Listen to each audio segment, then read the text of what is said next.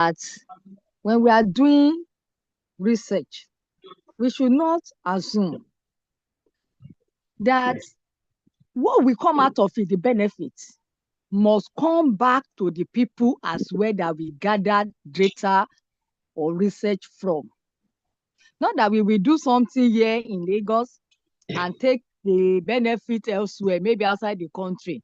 Or even if it is poor people that we took their data or do research with, we cannot take the end benefit to affluent people. The people that are involved from day one of the research must benefit from it. Equally, we should let people understand that whatever we do with them, their emotional and mental health are important. We should not do something or ask questions that will trigger emotional breakdown or depression for them. We should be able to craft our questions to reflect empathy. Not that we will assume that it is well. Once we had that question, we can just move on. Right from when we are crafting our questions, we should have our beneficiaries or responders at heart. Finally, I understand that when we want to collect things like blood, for instance, we should just not assume that they will understand. We should let them know the reasons why we are collecting their blood, and it should be with their consent. They should understand the reasons why we are collecting their specimen. Thank you. Thank you so very much. Mustafa, you really gave us a very extensive take home from that section. So probably we hear from one more person. Titus, I called you earlier on. Could you share with us? Yes, ma'am. Yes, ma'am. Good morning, ma'am. I don't know if you can hear me. Go ahead. Yes, yes. So my take home from the last week session is that I understand the meaning of consent when taking a research, which we define consent as an understanding to freedom and also uh, understanding freedom to an agreement, which for you to carry out a research, you need to make the person know what you are doing, and the person must actually agree to that. We also understand the element of consent, which we spoke of the disclosure of information, which you need to be plain to the person, and also understanding. The person must actually understand what you are trying to tell him, and the person must be voluntary. There should be voluntariness, consent to authorization, and capacity of consent, which we also went ahead to differentiate between assets and consent, especially in children and also in adults. So for assets in children, a child can give assets and also the children can give consent. So if the parent gives consent while the child did not give assent, that research cannot continue if the research is based on the child. So also in couples, if the husband gives assent, the wife must give consent for that research to continue. So that's one of my take home on that last discussion. All right. Thank you, ma'am. Thank you so very much. Thank you so very much. So for me, what was very outstanding for me was the issue of community consent as community permission, gatekeepers giving consent to researcher as gatekeepers permission, and those permissions should no way rule out an individual consent to be able to say, yes, I want to do in that research or not. So we should not replace gatekeepers' permission as individual consent. Thank you so very much. And today we are going to be discussing vulnerable population in research. Look at it from the angle of ability for them to be able to make that decision around informed consent, and also do a little deep dive into the protocol and what we as laypersons should look at for as watchdogs to protocol implementation in our communities. So today we are happy to have Dr. Moronike again share her wealth of knowledge and experience on these topics. Thank you so very much more for being available again to take us through this section. Thank you. You have the floor, ma'am. Thank you very much. Those revision comments made me very happy. At least I knew that you were here and that it is sinking. But the most important thing is the fact that when it is sinking, you guys will do something. So I hope in the last 2 weeks, you've been thinking about what your community project will be based on the things you've learned. Okay, so this is the third week. I'm going to run fast and I'm going to apologize. Actually, the way we designed this was so that there's going to be engagement. I'm supposed to be in another meeting, and that meeting is very strategic. If your voice is not there, then it's passed because it has to do with policy. So I'm going to run through this, but understanding that fundamentally there is clarity about where we're going together. Very powerful. And the understanding that you are community changers, so your voice matters. First, like Florita noted with vulnerable populations, this is where your voice matters. Most importantly, remember, we said that the missing element in research ethics so far has been you who are responsible for human rights not having your voice there. You are the one that is in charge of human rights. It's not researchers. It's not ethics committee. Ethics committee do their work. But the vanguard of human rights are civil society, community laypersons, journalists. So if you don't understand the fundamentals, you can't fight. And this becomes very important for vulnerable populations. Okay. So let me first define what vulnerable populations is, and before we go into the details. So when we're talking about the session, we're hoping of the day you would understand where your position is and therefore stand to protect the people that could be very easily exploited in research. But not only are they easily exploited, these people, even when they know that they're exploited, they cannot do anything about it because of their vulnerability. And then we'll see what that vulnerability is. And you must learn how to spot this unfairness from the very beginning. And then you'll find out in the slides the kind of actions you must take at every stage so as to protect this person's vulnerability. You are gatekeepers and understand it. So when we talk about research, research is good. Research is what has made US what it is. Research is what has made Singapore what it is. Research is what has made Malaysia what it is. Research is what is making India what it is. It's research that has made China what it is. It's research that has not made us get to where we are going because we're not generating the evidence for action for our government. And therefore, our governments are doing trial and error. They will try this person or try this person. The researchers in our field have not done what they should do. So the research is good. However, what happens with research is that most time people would have to be involved. And they're the heroes of research. We celebrate them. Everywhere around the world are celebrated because they're the heroes. They're the ones that are the sample from which you get the evidence for change. What happens in research when you human rights vanguards are not there is that people get up being used for research. They would use them to generate data and dump them. Please, this is my layers way of explaining it, not like this exactly like that. But people get used because the researchers are looking for data. They're not really looking for people. They're hoping the data will change the people. But the time they're in the field is about the data. And we can remember the history of research, how it came from. And the most vulnerable all the time are vulnerable populations. You saw it in the examples on day one. So you as journalists and lay persons, you must learn to spot the red flag of this use, the tendency for use and dump. I liked Benga Mustafa's explanation where she was talking about what it meant to be in that space as advocates to safeguard the human beings there. So your job as journalists is to be able to know where to spot this red flag. You know that you already have an advantage over other people. Your knowledge, your understanding, not everybody knows it. So because you have knowledge and understanding, you should be able to spot the red flags.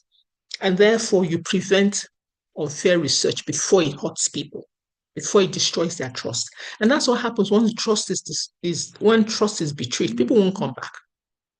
They don't want you to waste their time because it's voluntary, and many times they're not paid, they're not given stipend. They are giving of themselves for the good of the general population. Respected. So, in short, we do want to promote research, but we must promote ethical research. That's why you're here. And what I think Jonathan said it brilliantly also.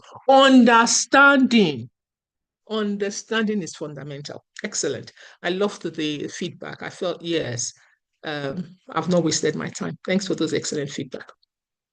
So when we talk about vulnerable populations, who are we talking about? Vulnerable populations are kind of defined. It's not like you just wake up in the morning and say, well, these people are vulnerable. No, they're kind of defined. And it's anybody who cannot freely say no without fear or loss. You feel if you don't participate in that research, there will be something you lose, or you don't have the ability to say no. Generally, children, pregnant women, prisoners, people that are poor or people that are low literacy, elderlies, people with dementia, refugees, IDP, humanitarian sector, are people who are otherwise defined as vulnerable officially. And this is because, they can't say, we've had people who their parents bring them for research, children who their parents bring them for research because of the stipend. Just bring them because of the transport reimbursement is big enough. Okay, and therefore they force the children. That is why what Jonathan reiterated, that even though the parents consent, if the child does not assent, that research shouldn't happen. Otherwise, you would open them to exploitation. We have pregnant women. Pregnant women becomes also an important thing. When you're talking about the health of the mother and child, most time when it's pregnant women, it has to do with the children. When you now say children, pregnant women and their children, a pregnant woman is always thinking of that unborn child ahead of him or her. They don't prioritize themselves. So you must understand. So they will just be in that space because the child is priority without thinking about the consent for themselves. Prisoners, we've mentioned it before. And remember the Nazi prisoners. Look, when you go to a prison, I don't know if anybody has gone to a prison ward before. Look, out of just the fact that they will get out of their cell and be in that free space to talk with you, they will say yes. And I think Mustafa said it brilliantly. You cannot do research for one population for the good of the other, except that research is benefiting prisoners. Don't go to prisoners to collect data from prisoners so that you use it for the general population. Prisoners, the minute you open door like this, all of them will say that yes, they want to participate in research because they have the opportunity to talk to you, to be out of their cell for 5 minutes. They are vulnerable. So anything you bring to them, they just say yes. They're not listening, Except your research is benefiting the research, prisoners do not go to them. Very poor people also. I tell people, you go to Yajegule, you tell them that your transport reimbursement is 2,500. You will see all your participants in one day. Go to Victoria Island and say the transport reimbursement is 10,000. You won't see anybody. You will knock on the door.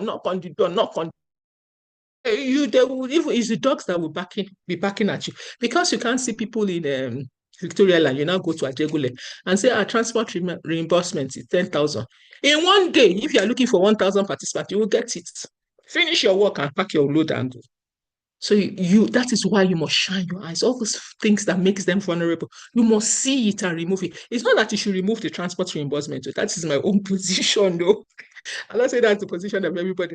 But once they harm, everything that will cause harm, question like Benga Mustafa said, the way you ask the question, everything you have made sure that this research is free. You as human rights activists, and many of your CSOs, you open the gates, you are gatekeepers, you open the gate. You must, and I'll get there when I get to protocols, you must ensure that it is safe for them. Elderlies, people that are not literate, who can read, you become the vanguard. Refugees, internally displaced persons. What's the third group? Refugees, internally displaced persons, and migrants. They are vulnerable. £1 means a lot to them. Asking questions, give them soap, 1 bar of soap, and ask them to sit down and answer 1,000 questions. They will sit down. And in our context, key populations, you're going to do a research with people living with HIV, with men who have sex with men, with female sex workers, with drug users, and you abuse them. Where are they going to? Where are they going to? Which police are they going to report you to? Nobody. They can't report you to anything. They will now carry their phone and say, you see, I'm a drug user. A researcher came and accused me. For where? I was just sharing with a colleague yesterday that in one of the studies I was doing in on campus, there's this gay guy. They don't rape him, tire. His lecturer don't rape her. His peers don't rape her. That he has normalized rape. He has so much normalized rape that he's expecting rape at any time. Everybody just a raper. But it's happening because he cannot report. Who is he going to go and tell? Is it the security man on campus that I am gay? Nobody to report to. This is where you must shine your eyes. You must be in the presence. I'm sure in the next session, Florita will share experience how in this kind of research that involved key population, they stood as advocates to see that the thing that you are doing is right. I'm sure she would share experience. Okay. So when we say, imagine a drug company offers $3,500, and I mean in dollars, though, to very poor illiterate people in Nigeria. I wrote country because I was aware that there are people from Ghana, there are people from others, and says, well, people can live with one kidney. I hope you know that this thing is real that we're talking about. It's very real. They're offering people 1 million naira, 2 million. And they say, offer one of your kidney. You see, these are the evidence, and they'll give you 50 evidence that people can live with one kidney. And the other one is just extra. And you can make money. You see, you can pay your child school fees. And then they come to your country. And like in Nigeria, I know Ajegun, I don't know in Ghana, where is the poor people? And then, or Makoko, and say, bring your kidney. What do you think will happen? Can somebody please respond if you're there? What do you think will happen? When people bring this kind of enticing. Of course, Prof. People will be willing to give their kidney for that price. My sister, even me, my own lecturer peer will tell them that it's not only poor people, even me, a lecturer, even me, 3,500 is you will get queue because it becomes a question. You believe now. There are people that are living with one kidney now. What do I want to do with 2 kidneys? I beg. These are the kind. I mean, it might not be this black and white. Thank you, Mustafa, for responding. These are the kind of things we're saying that will make people do things that they otherwise would not do. But if you, as a gatekeeper, that was to you, NGO that works in Adegule, they know that when they see you, everybody will just come out. That's what happens. A researcher will not go into Ajegule and go into the street. They would never, because they can't recruit people. They will come to you as CSO and say, please lead. Then they would have given you, your organization, $10,000. And then they will give you the money, the $3,500 to be giving the people. You, after that, you collected your own 10,000. After the 3,000, you will collect 1,500 and then give them $1,000 or $2,000. And of course, the queue will be long. Your mouth will be sweet. You will persuade them without looking at the whole picture. God that gave us 2 kidneys. Did he not know that you needed the spare? Of course, people live with 1 kidney, but that is not by force. It's not by, you don't force people to give their kidney up. If 1 kidney is bad, they will survive on the second. You don't take it out. I'm just making an example. But this is an extreme example, but this is what we're talking about. Look in that protocol. What is it that will make people? Do you know that we were one study? I'm sure Florita would say people were coming out to participate, female sex workers, because they were getting good quality condom. That is what was attracting them. Because that study brought condoms from US. It was good quality. That is how they were recruiting themselves. Good quality. That is not like this, what is a gold circle. It was top quality. It was what was attracting them to the research. So you must shine your eye. You must know the risk. You cannot be doing a research with female sex worker, then you that has no understanding of female sex worker, say you are the gatekeeper. Collect the protocol, go to female sex worker and let them give their words to it. They're doing study on drug user, you are the gatekeeper. Go to drug user and say, come and sit down with this research. See what's in the talk, how we supposed to do and we go better. That's all you do. Okay? So when you're looking at this research around community people, it's the real consent. You want to ensure that they understand, and in understanding, they know that they can refuse to say no without any fear. You must be able to remove fear from the system. Their vulnerability will make them be terrorized that, if I don't say no, I'll lose my medications. That's what people live with HIV. If I say no to this research, I will not give me my drugs. They will not treat me well. Or I'm so poor. Let me say yes. What is one kidney? Actually, people are living without kidney self. Which one is my one? I still have one. Temptation. Or like I said, they're trapped like a prison guard. Doctor says they will do it now, including the military people. My Oga said, they're just trapped. Or my lecturer said, come. Or my doctor said, come. In Nigeria, doctor is a trap. But the doctor is the one doing the research. Ask, why must you, the doctor, be the one recruiting? Let a nurse that is not of your study recruit. Let somebody independent get an CSO to recruit so that you take away that pressure. Could this person walk away free with zero negative consequences? That is what you must ask the researcher. What is it that is making this person do this research even if they do not want to do? That's the question you must ask. And then when help that you offer becomes a study offers free school fees for children who test a new malaria drug. Of course, the parents will take the drug now. When I've not paid school fees for about 1 year, they're paying school fees. Sure now. It should be a test. Everybody in the world is testing. That's how the person will be asking. Should be a test. All the drug we have in this world, should be that people test them. Which one not be?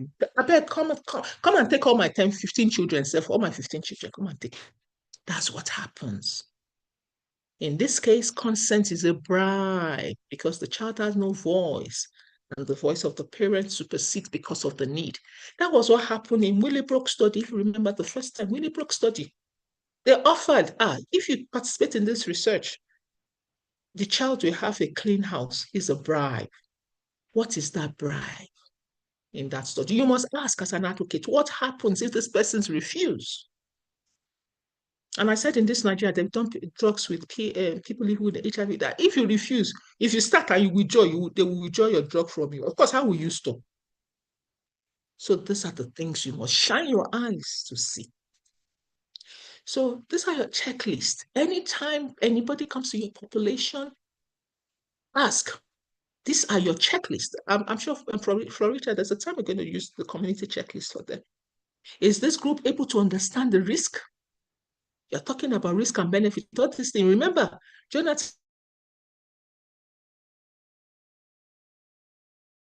independent groups that cannot refuse. You go to humanitarian sector, you're collecting data. At the end of the day, who's going to use the data? You come collect data. The first group, the second group, because they're all there in the refugee camps and they finally have somebody to talk to them. You just keep collecting data, HIV data, malaria data, TB data. You collect from refugee camps. The refugee camp never benefits from the study. It's the reward so that it can blind judgment.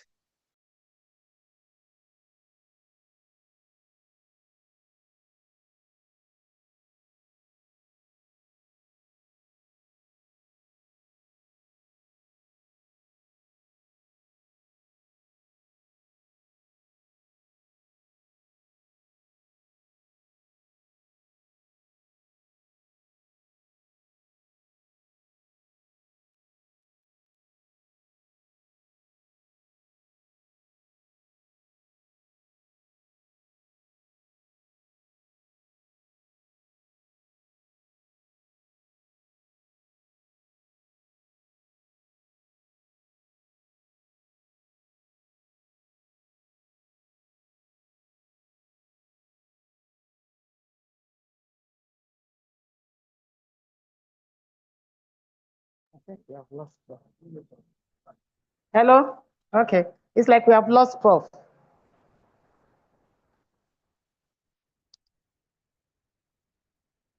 Richard, can you share from that end?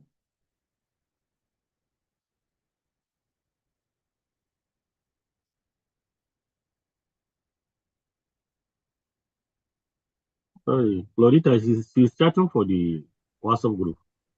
Prof. Richard, just be patient. Let's see if we can get the slide.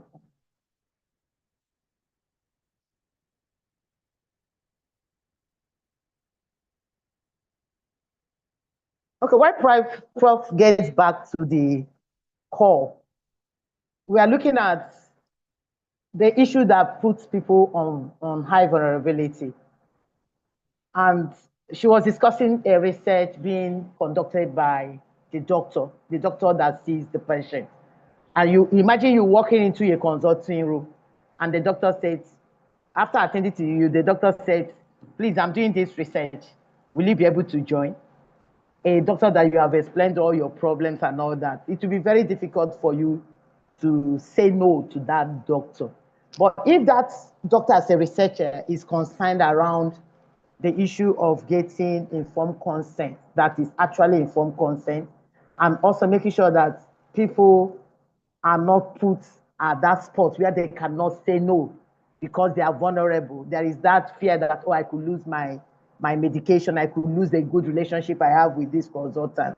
That doctor is going to step back and have other healthcare providers, drive that engagement process.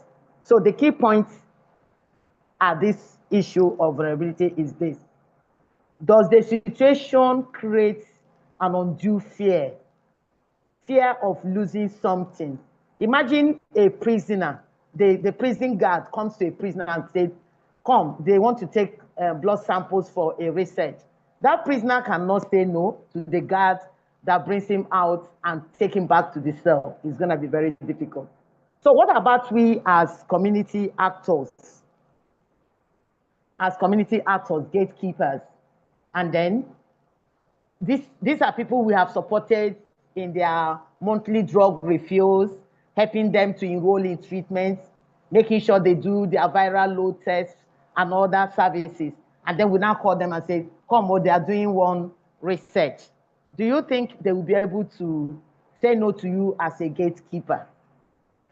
But if you understand this issue, you're going to create an environment that will allow the people to exit out of that research if they so desire, without having undue influence from you as the gatekeeper.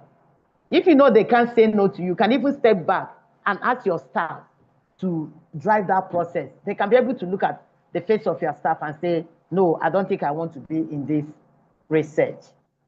And he talked about the danger of the compensation. In fact, with the present economic situation in Nigeria, any research that says they are offering people 20,000 naira as an incentive package, everybody is going to line up. Even if that research is something that they are not comfortable to do, but because of the level of poverty, they're going to line up. There's one excuse, there's one example that one of the researchers have shared in the past. You have a research that involves children, okay?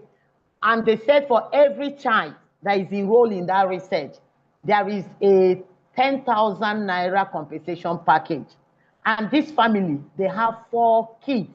They have 4 kids that are within the age bracket of that study. So the parents carried all the 4 kids to the study center. And they say, please, take all of them.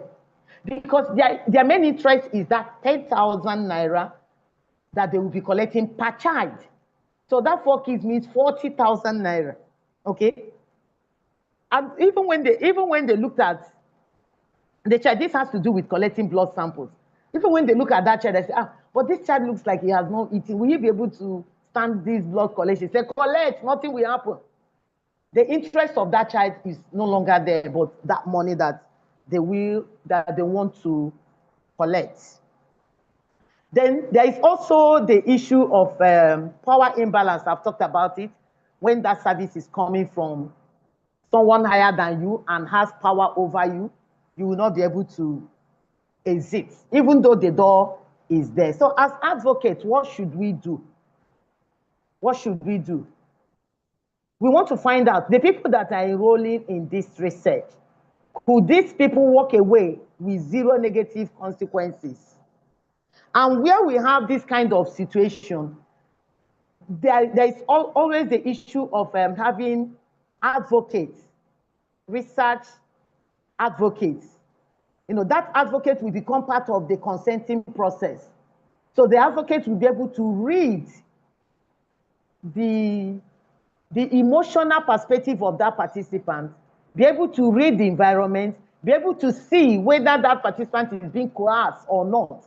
And that research advocate can now be able to step in and stop that process.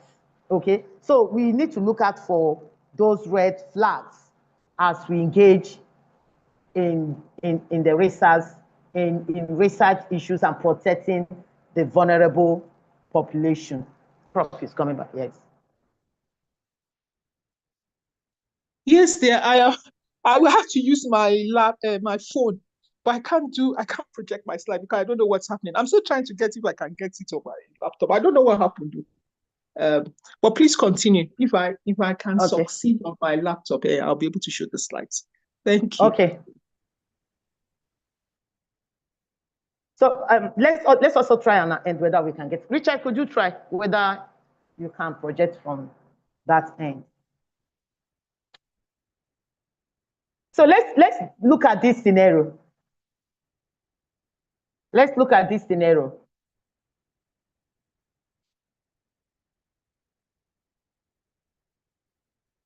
A study offers free school fees for children who test a new malaria drugs. A study offers free school fees for children who test a new malaria drugs. Parents feel forced to say yes, even if they are scared. What do you think about this? If you have a new malaria drug that is being tested, and the incentive is that there is a free school fees for children, what do you think the Nigerian parents will do? The floor is open. Let's hear your perspective.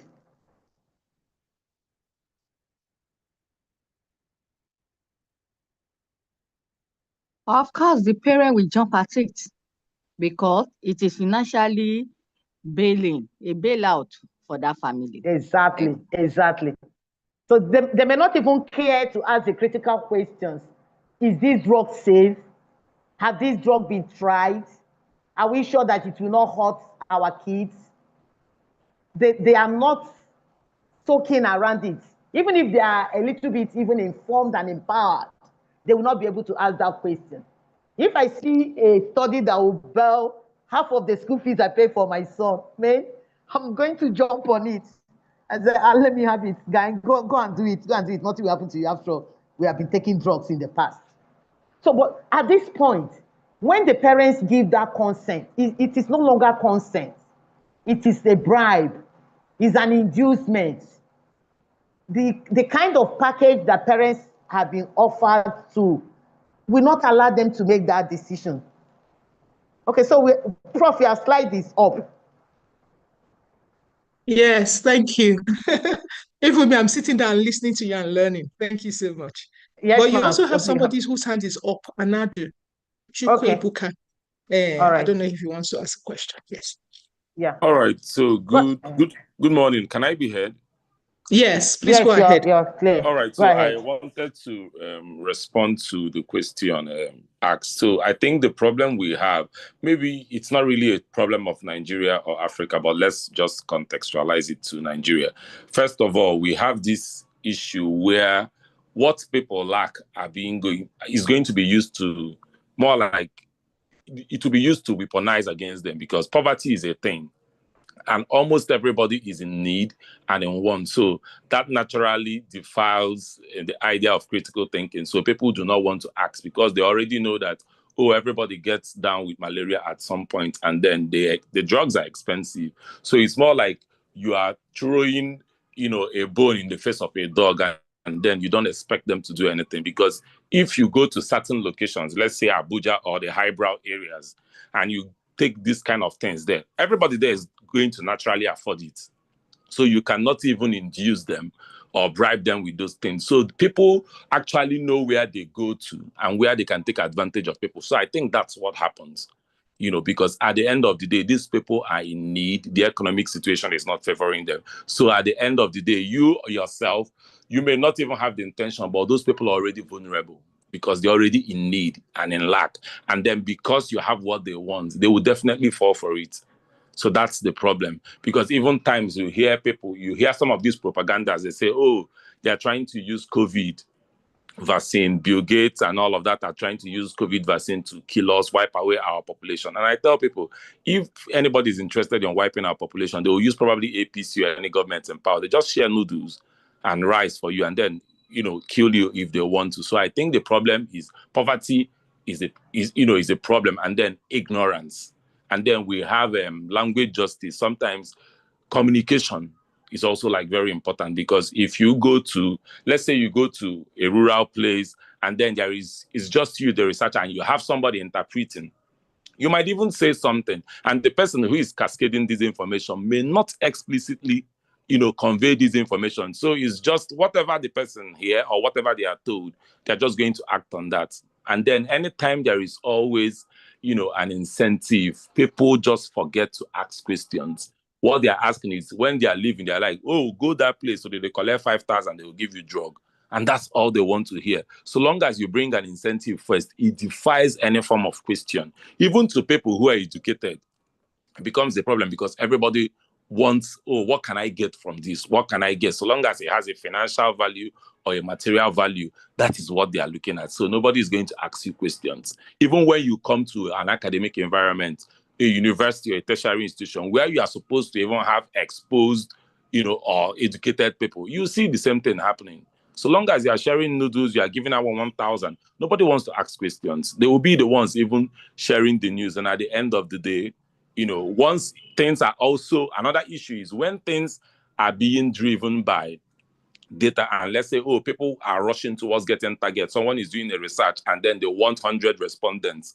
Whatever they will do to get that 100, that's just what they are after. They don't care whether it's informed consent. They don't care whether the people understand.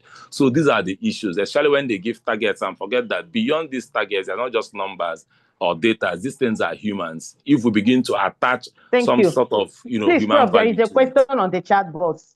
So I we're think looking that's my submission. Thank you. Yeah, thank you so very much. It's a great submission.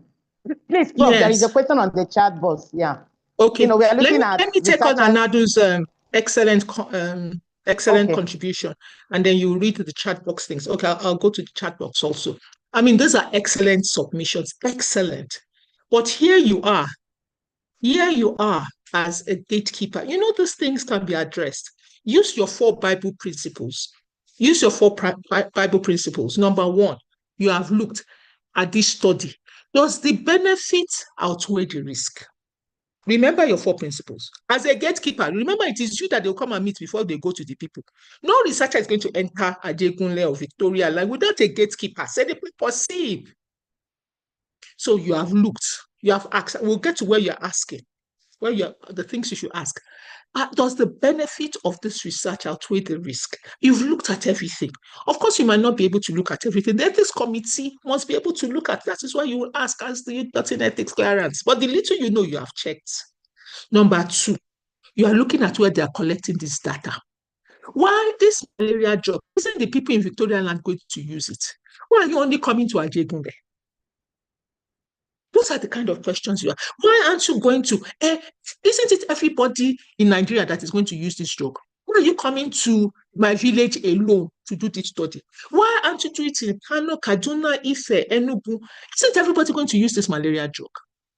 These are the kind, I'm using the 4 principles so that you are asking critical questions. There are things that happen in science, and I do. You would never be expected to recruit more than, there's a number of participants you're expected to recruit per day, because you cannot do justice to consent if you recruit small. Nobody expects you to recruit up to 9-10 persons per day.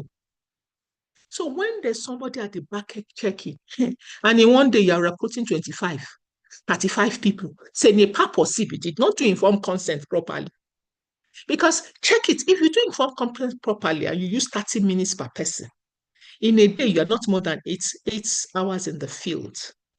So if you look at it, maybe 16 persons, nobody will recruit 16 persons. Then you're recruiting 25, 35%. It is automatic that you are beginning to consent. These are checks. They are checks. But when we open the door to allow the abuse to happen, Every community member cannot understand informed consent. Is it risk? Is it benefit? That is what we are saying, that you as gatekeepers must check these things.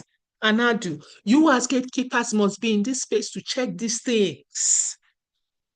You go to somebody even me in the university, in our university, as big as my university, do you think it's every professor that is understanding the things you're understanding? No.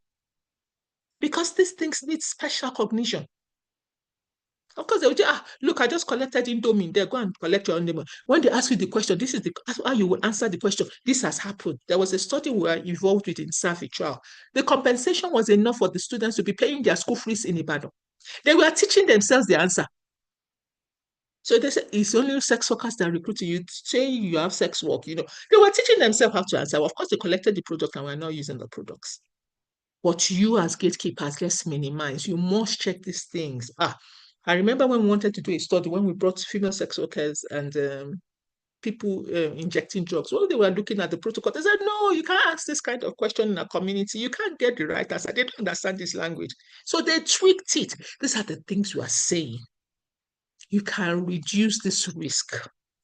As a gatekeeper, you cannot just say, they are giving me 10,000 to recruit person. You must check the questions. You must check. It's not as if you don't have a right to the $10,000. That's not what we are saying here. And we're not saying that the community doesn't have a right to money or whatever is the inducement. Sometimes they will bring buckets. What we are saying is that you must be sure that this is an ethically designed study. So you must know the ethics. You must know the ethics to ask. We're not saying don't do research. We're not saying you should not collect money for your engagement. No. But ensure that research is done in an ethical way that would not harm people. At least the harm. Remember what I said on day one. Harm, you can only minimize it. There's no zero harm. You can only minimize it. That harm is zero, na lie. So what are you doing to minimize it? Okay, those are the kind of things we're saying. Or if, like you said, if everybody has access to malaria treatments, why would they come and be queuing up? Set it up in a way that if they're not in your study, they can also get access to malaria system. These are the things we're talking about. Thank you for those brilliant questions, Anadu. Really, really brilliant. Really, thank you. Yes, you said somebody asked a question in the chat box. Can you read it? I can't see any question, Florita. Florita, I can't see any question. Is there anybody that can see the question? Because it's Anadu that wrote it. My hands are raised and he opened and he I want to read it, yes. Okay, please do.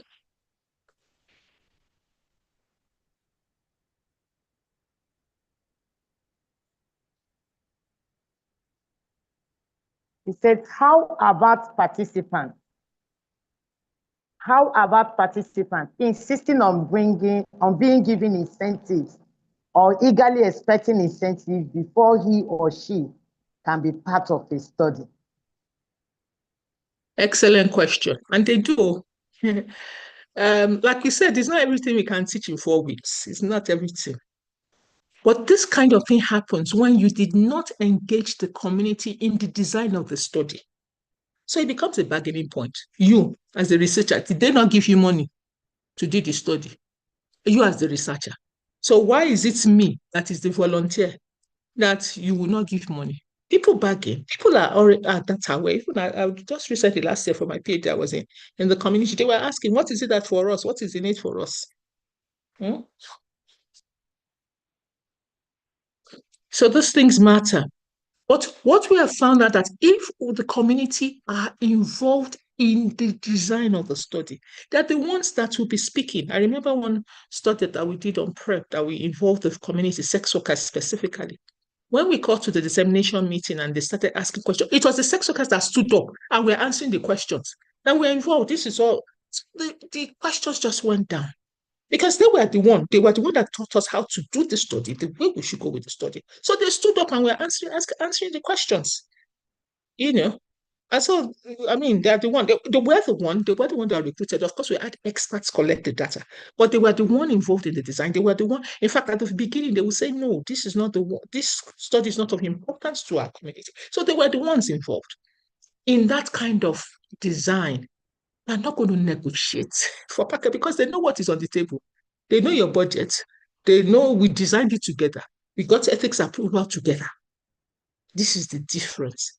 But to discuss that, I think maybe next week we're discussing. I think next week, yes, we'll hear a lot more about what it means to push and advocate for community, and it's a very strong international topic. Communities must be involved. Maybe it's them that is going to use the result, or not you. Of course, if you are using the result from a promotion, and then we bargain, but if you are using the result so that it can better me and better my community, then we must be involved so that at the end of the day, you get the result and disseminate it. Those are some of the questions you must ask. Those are some of the questions you must ask. So these are some of the questions you as journalists must ask. Your red flag. Are you a journalist and you heard about a study, you went to investigate, you went to interview the study PI? You will ask, is this group able to understand the risk that you are talking about? Is this group dependent? This reward that you are giving them, bucket of water, soap, packet of Indomie, is it going to blind their judgment? Did you get ethics approval? Who is overseeing your study? Who are you going to report to at the end of the day? If the answer to any of these things is positive, you as a researcher, red flag it. Red flag it. Okay? And you, as community advocates, you must look out. Only do research when the population is going to benefit. Don't use vulnerable populations to get answers for non-vulnerable population. You want to do contraceptive study. Everybody in this world knows that the people that are going to use contraceptives are those in high income country, high economics bracket. You are now going to Ajegunle because in one day you recruit 4,000 people. And use people. Go to populations that are actually the ones that will benefit. And this is where independent advocates for vulnerable population, you must speak to it. That's why I'm looking forward to Florita to share experience when she comes to that point. As independent advocates, you must be sure that the process is not coercive. Reimburse costs, don't pay for study participation. Don't pay, reimburse. The reimbursement might be good. And write clear consents. Okay? Very clear consent. For example, if you are doing an HIV study in pregnant women, the counselor must separate you from, there must be somebody separating you from the researcher, because the pregnant woman will think that you won't take care of her properly. So she will say, yes. The researcher is doing a study with somebody living with HIV. You would think you can't treat them well. There must be separation. There must be separation. You, this study researcher, cannot be the doctor. Not that doctors shouldn't do research, but you cannot be administering informed consent and collecting the questions. No, there must be separation. Okay, so as advocates, and these are the things you must ask. I see you are doing research among MSMs. I see you are doing research among children. How have you ensured that the decision you're going to take jointly with them is truly free? Who is watching over their rights? Can I see the ethics approval? If you want to cram this one, cram it too. Don't think about yourself alone. You must protect your population. We are selling our population so badly. You can see now, I don't know if there's anybody that read the story. Kenya wants to sell their data to America because of money. He doesn't understand the value of what he's doing. Sell their data for money. In Zambia, they are negotiating for it with drugs for HIV positive person. Give us your data and we give you a drug. Card. And we that own the data, we don't understand the value. The whole world wants to buy your data. We that own the data. If Trump is not ordinary person, Trump is negotiating. The president of America is negotiating for your data. You don't understand the power of data. So you must ask. And is it going on? Is this kind of thing still going on in African countries, including Nigeria, Cameroon, Ghana? Like Anadu said, everywhere. It's going on, no? It's going on. So investigators around you, go and be asking, it's going on. Data is just going out of this country. Even the people that are opening the door, they don't know about this data. They just give them and walk away with their $1,000. $1,000, you sold the generation, 50 generations to come, you sold their life. Okay, so in summary, when we talk about vulnerable populations are people that cannot say no. You must look for evidence of poverty that can increase this risk. Dependency that makes them not to say no, or fear. Always ask the question, what happens if they refuse? What happens? At least let that be free and demand for ethics committee review. For this session, my closing word is a society is judged by how it protects its weakest people, including in research. And in research, who is going to protect the weakest people? Two people, IRB's ethics committee and you, the human rights vanguards. You are the one protecting the weakest members of our society. So you must stand up for your obligation, your responsibility. On that note, I'll hand over to Florita. I don't know if there's anybody that asks questions before I move on to the second session. Yes, we have two brilliant questions on the chat box. So one of the questions said, what happens to those who refuse?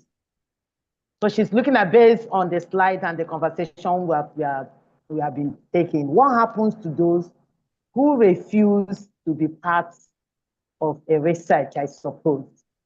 Then the second Excellent question. Yes. Let me take it one by one. Yes. Okay, ma'am. Excellent question. Yes. You must be able to ascertain that nothing happens to them. That is, remember what we said in the first day.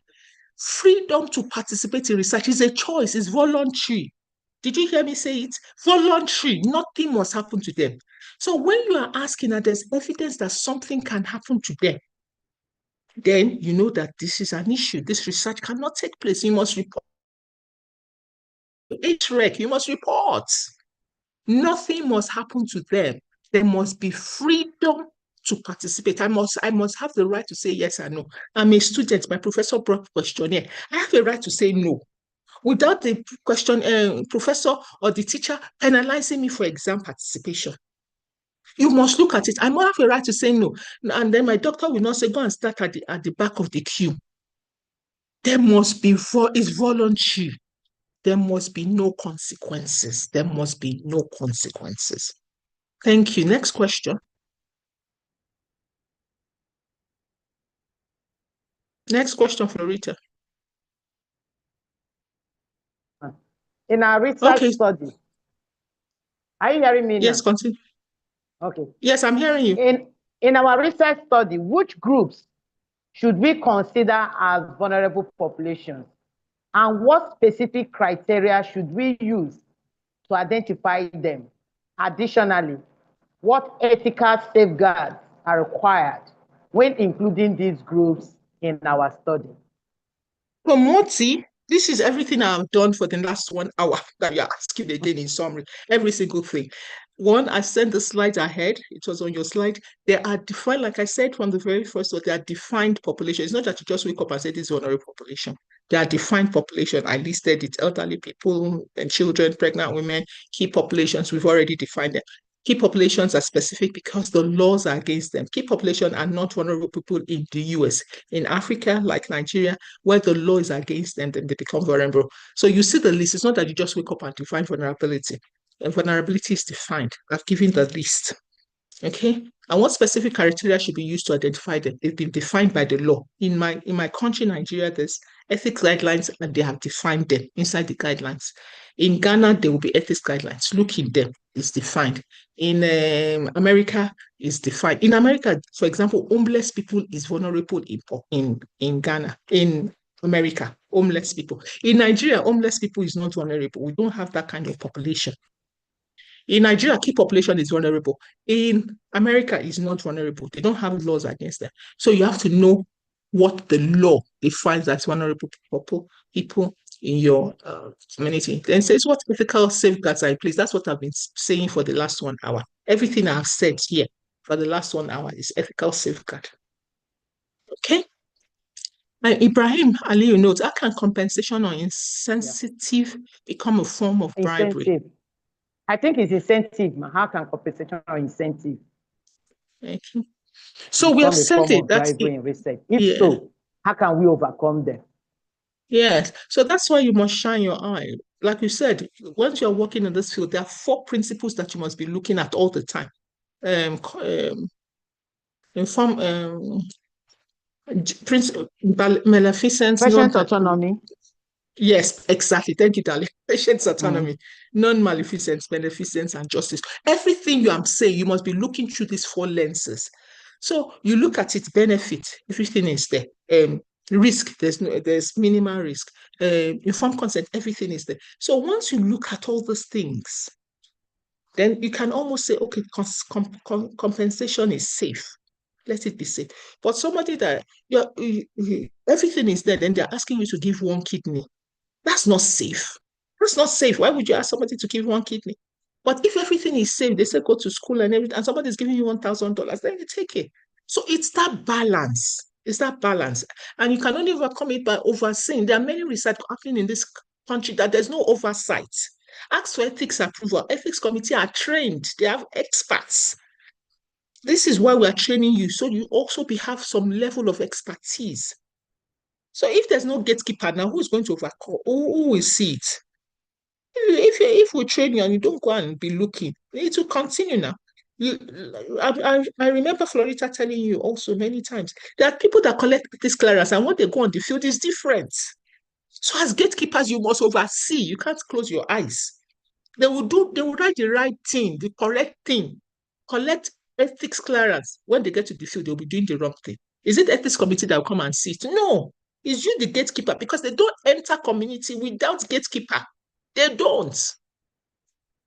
They don't. Nobody in my own university I can enter because I'm in that place. But if I want to go to secondary school, I must get gatekeeper. If I want to go to a village, I must get gatekeeper. If I want to go to MSM, I must get gatekeeper. If I want to go to children, I must get gatekeeper.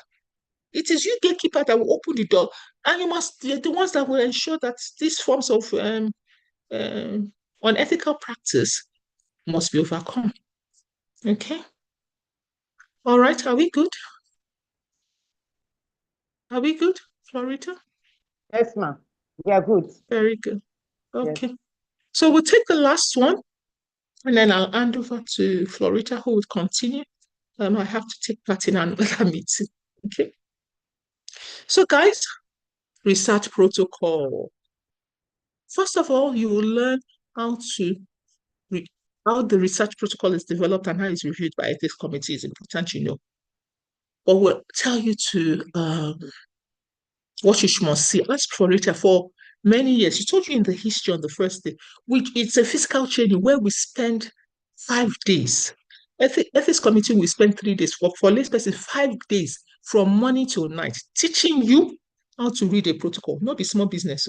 But the thing we are teaching you here in this brief is the minimum that you can ask for. The minimum. You know. At that time we got grants. Now we not get grants. So people will bring late, and when they come, they know it.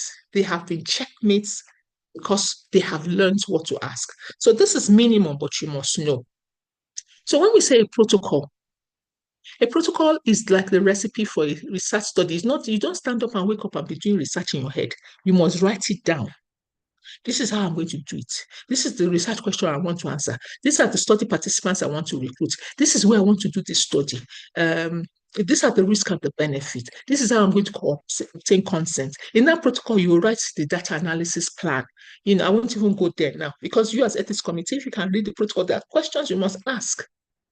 That study will write out the plan. And it is that plan that they submit to ethics committee to review to get approval.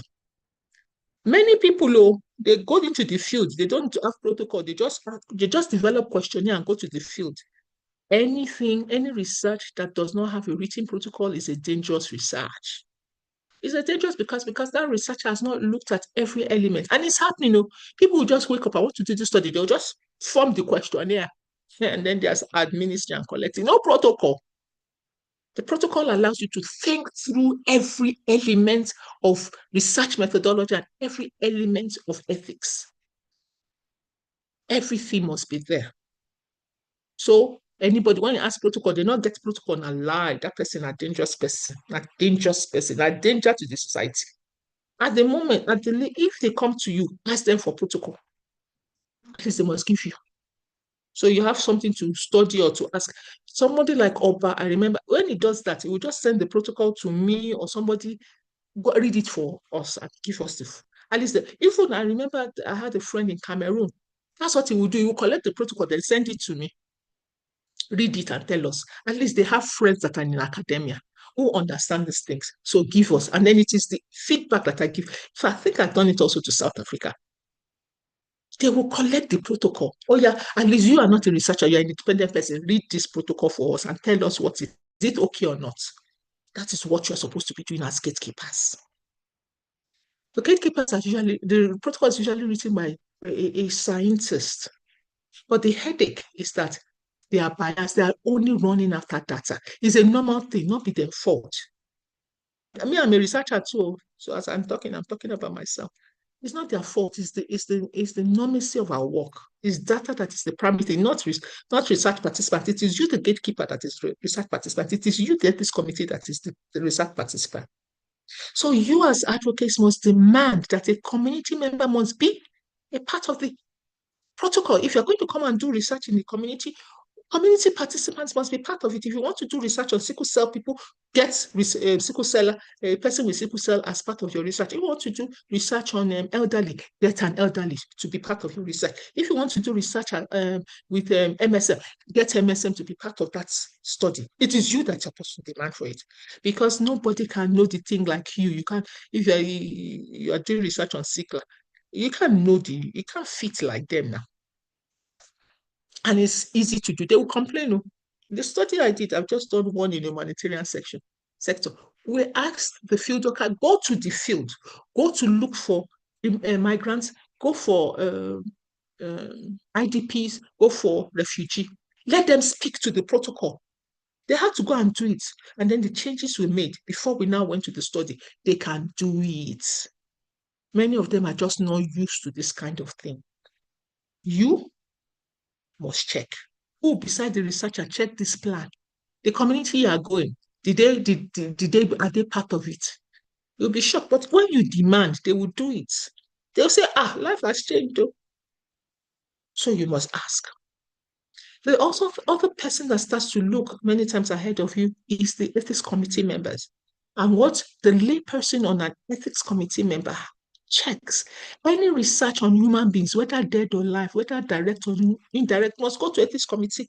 If you are doing a study on cars, the way the cars can move and the speed, it is indirect effect. Go. If you are looking at dead body, it is human being. Go. Person own the human being, the dead body. Now somebody will own her. You go ask ethics committee. If you are looking at plants and vegetable and snails, not the human being go eat those products. You must ask ethics committee. Don't let anybody deceive you. Anything dealing with humans, dead or alive, direct or indirect, must get ethics approval. Must get. I'll tell you one story. There was Lagos State, their BRT. I think Florida, were you? No, okay, no, it's a fair that I got the story.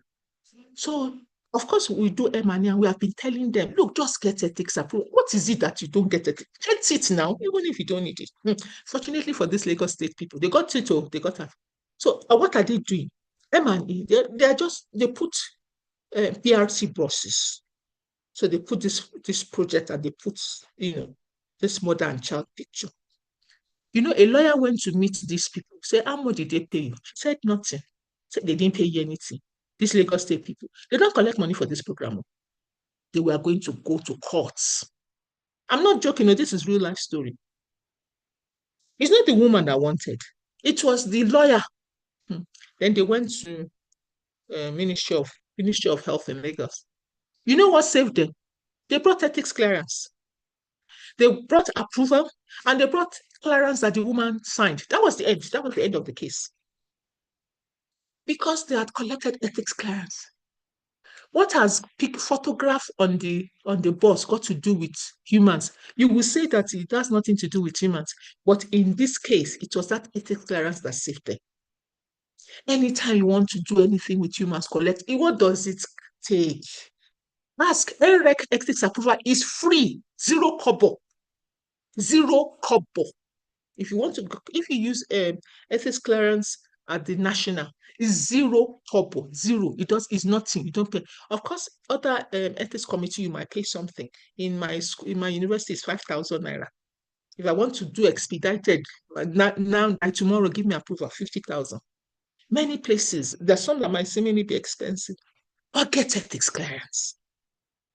And what they will look for is that they will check that the risk is low as possible. You know, I said, remember, there's no zero risk. Is the consent, is this real consent or fake consent? Are the vulnerable populations protected? Is the community getting back benefits? Is it that you are using community so that you collect data and take it to America? There are many that research in this place like that, though.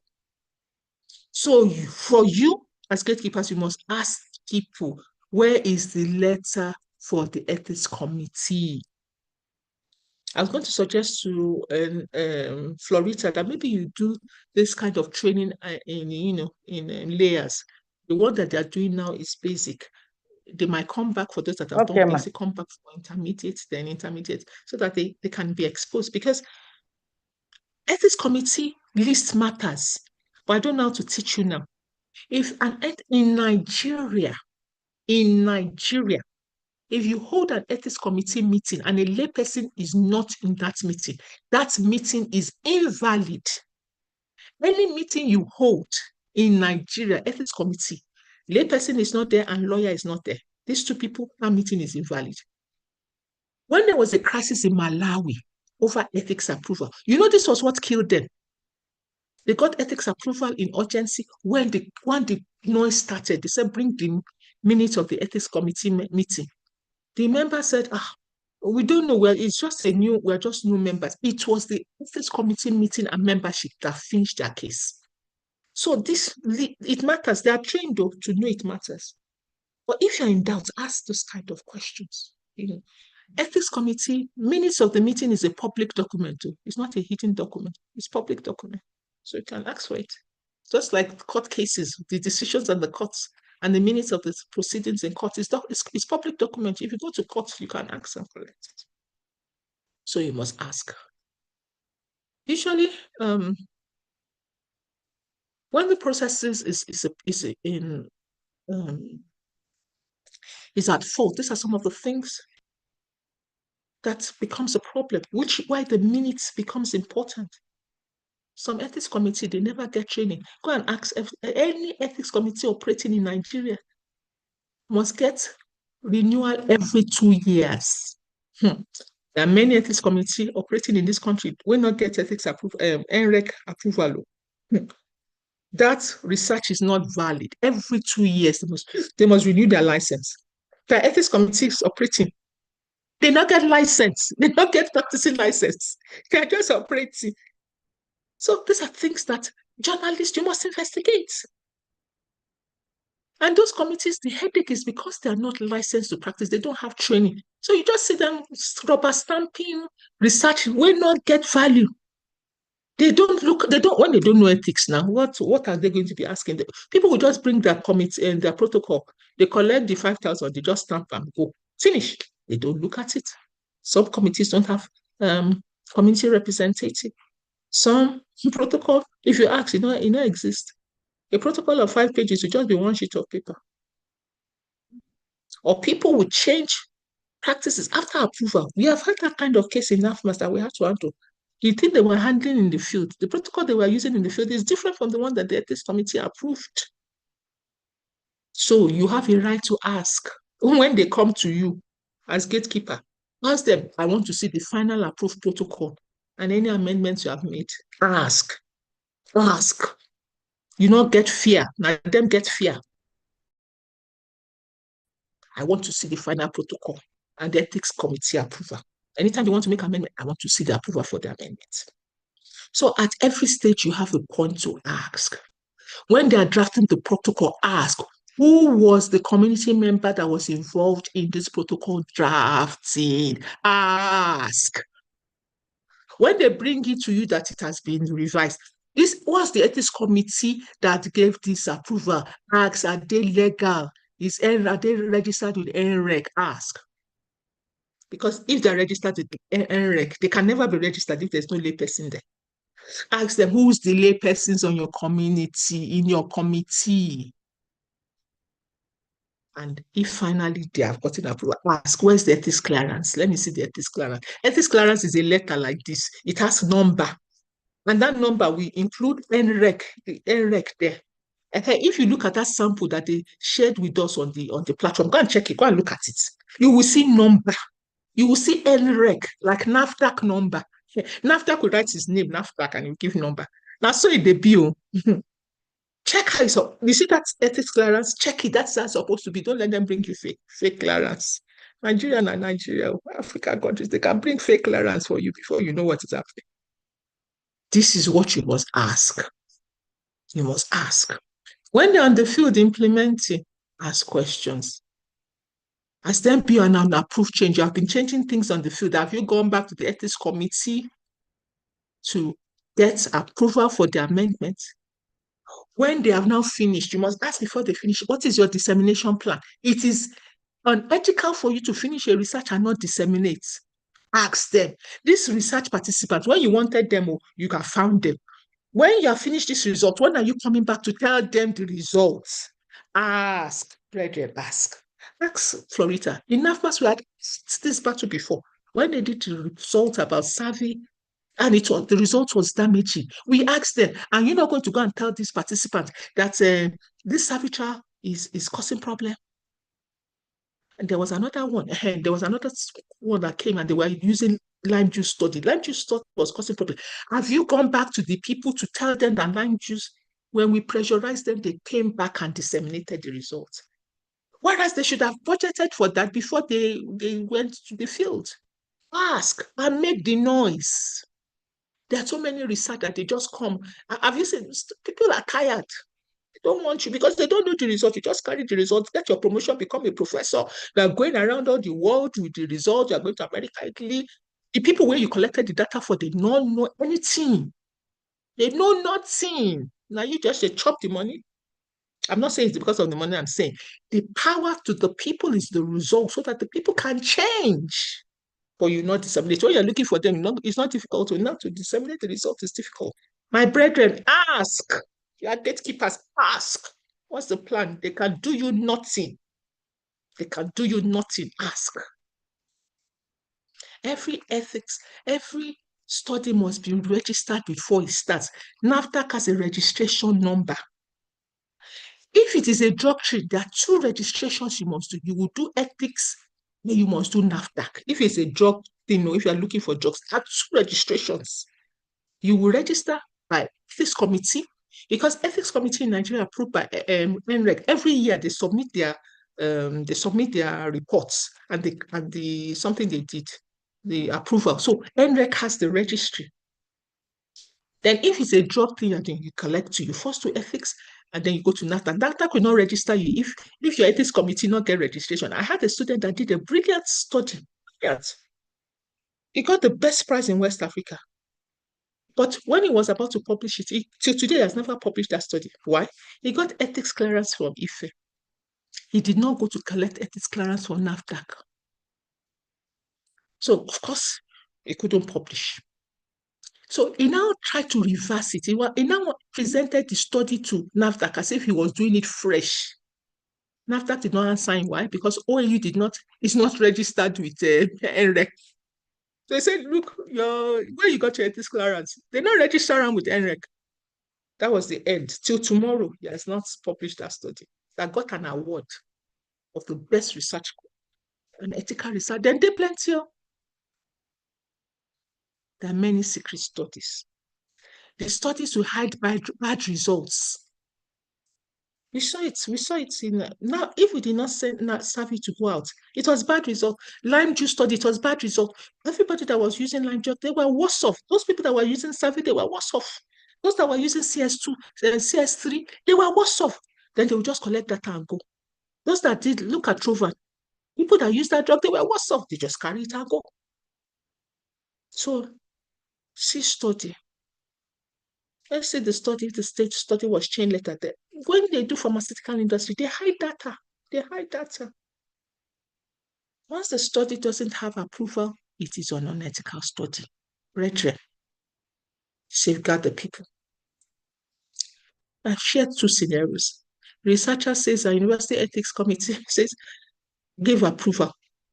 But the committee includes 2 people who work for the study sponsor. Is that an independent committee? That's why you must ask. When the troubles are down, let us see the membership of the committee. So it brings ethics clearance. It brings ethics clearance. But if you're suspicious, ask. And then the committee that sat down, the study you want to do, 2 of the committee members are part of, their what is it called? Their shareholders in the outcome of the study. Is that an independent committee? No. Those are where those minutes matter. Or a researcher refuses to show you the protocol, saying this is confidential. Please report them. Report them to NREC straight. Protocol is not confidential, it's a public matter. If you clinicaltrial.gov, all the protocols that are registered there, you can see it. Me, I do systematic reviews. I register it with Prospero. All the registered Prospero, it is there. I do scoping review, I register it with Open Science Foundation. All the protocol is there. It is open secret. So one researcher can't say in protocol, if it's here, not lie. If they hide something, ask. So at advocates, I'm almost coming to the end of this. Sorry, I need to move something. As advocates, you must ask, is the protocol written? If it's written, when was it done? Please show me your ethics approval letter. Please know that in Nigeria, it's not everywhere in Nigeria, your protocol approval letter is only 1 year old. So if you got approval in 2023, you're not coming to do the study in 2026. Now lie, tell them, go back. This approval is only for 1 year. It's not everywhere, but in Nigeria, approval is only for 1 year. You can, if that year finishes, you must come back. Is the committee independent? Is the ethics committee registered? An illegal ethics committee. Any amendments you have made, have you changed it and gotten approval? Is there a layperson in your committee that read this protocol and gave his consent? Advocate, if there's anything missing, please raise an alarm straight. Just write letter. It will tell you, say, in get ethics committee, write a letter to the ethics committee. If you not get, write letter straight to NREC. They will respond. They will respond. So this is my closing slide. Please know that protocols are recipe. Without it, don't trust. Somebody, they do research from his head. Not lie. Ask for ethics approval. It is a safe check, but they must be independent also. They must be registered. Get the clearance number. Every ethics clearance has a number. That's the first proof. And you are the watchdog. After this training, you are not an ordinary person again. You are in that space to watch. So, in final, I say research without transparency is just an experiment on people without their real permission. Everything about transparency I have shared. And in sharing, I've asked you, remember the 4 principles of your Bible? That is the lens with which you look at everything. Everything. Is it autonomous? Is it respecting autonomy? Is there benefit? Does the benefit outweigh the risk? Is the risk such that it's going to harm people's safety in the 5 realms that you have said? And how are they minimizing it? And justice, are they using one person for another person's good? On that note, I want to say thank you for listening. I'll look at the questions and then hand it over to Florita. Okay. Thank you very much, Prof. Yes. Let's okay, so let me quickly answer the questions in Okay. the chat box, Florita, and then I'll hand it Okay. over to you. So Gloria Opong says, is this different from a university research? Do they have need for layperson and lawyer? Because most universities have students who carry out frequent research. Then what's the fate of students who face issues? Yes, you have an excellent question. It is the law of the land. Remember what we said in the beginning. It's not Moronica's law, it's not Florita's law, it's not NAFMA's law. In Nigeria, the National Health Research Act, it is by the Act of Nigeria. It went through Senate approval. Anybody carrying out research in Nigeria must go through ethics committee. whether you're undergraduate student or whether you're administrative officer, or whether you are a postgraduate student. So of course, many people are not abiding by it. But let somebody take you to court and you know that you are in soup.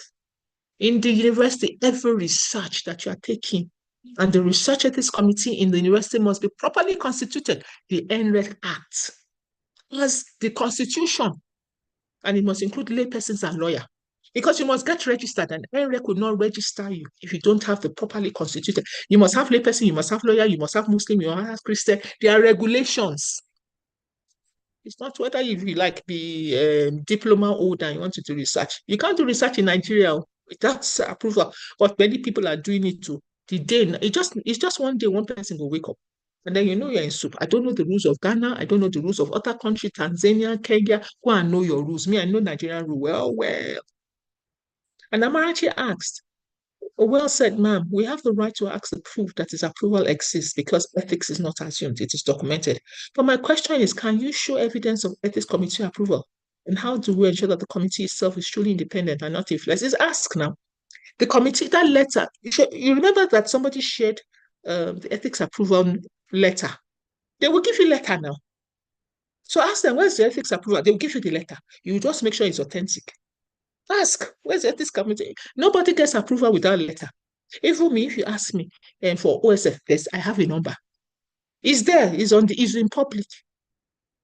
Ask. That letter, they gave it to the PI. That letter that somebody shared on the forum. Ask.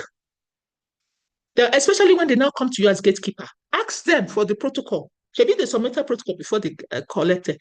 If in that letter, they will tell you the name of the ethics committee that gave them approval will be there. Thank God bless you. See that number. NREC protocol number. See the number. See the dates. Then when you go down at the bottom, go down, you will see the ethics committee that signed it. See. They will give you. Now that's the guy. So you see that is NREC, chairman, National Health Research Ethics Committee. If it was Ife, they will write it. It will be Professor Olawumi Fatusi, chairman, Obafemi Awolowo University Ethics Committee. So you know who to hold responsible. That Professor Richard, this protocol you approved is killing people. Oh, you don't finish. So it's there. It's transparent. If they say, give me approval and protocol, you say not get, write this chairman, madam, you gave approval for this number. We've been asking the PI to share with us a public document in terms of the protocol, and he's saying no. As Vanguard, we would like a copy of the protocol. See if they will not answer you. Immediately they will call this guy, because this guy is under their jurisdiction and it's going to give them wahala. That was what happened with Tenofovia trial in Nigeria. When that trial was having problems, you don't need them. It wasn't the PI. It was the ethics committee chair. That time, it was Professor Adewale, the past minister, that was the ethics committee chair in Ibadan. Oh, they were running helter-skelter because they were the one that gave the approval. They were running helter-skelter. They were holding meeting day and night because they knew they were in trouble. They knew they were in trouble.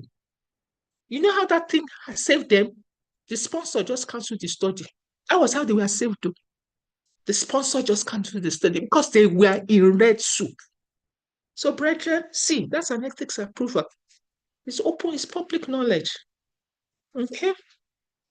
So Amarachi says, if research is meant to serve public, why are protocols and ethics approval details not always publicly? They are publicly accessible, I've told you now.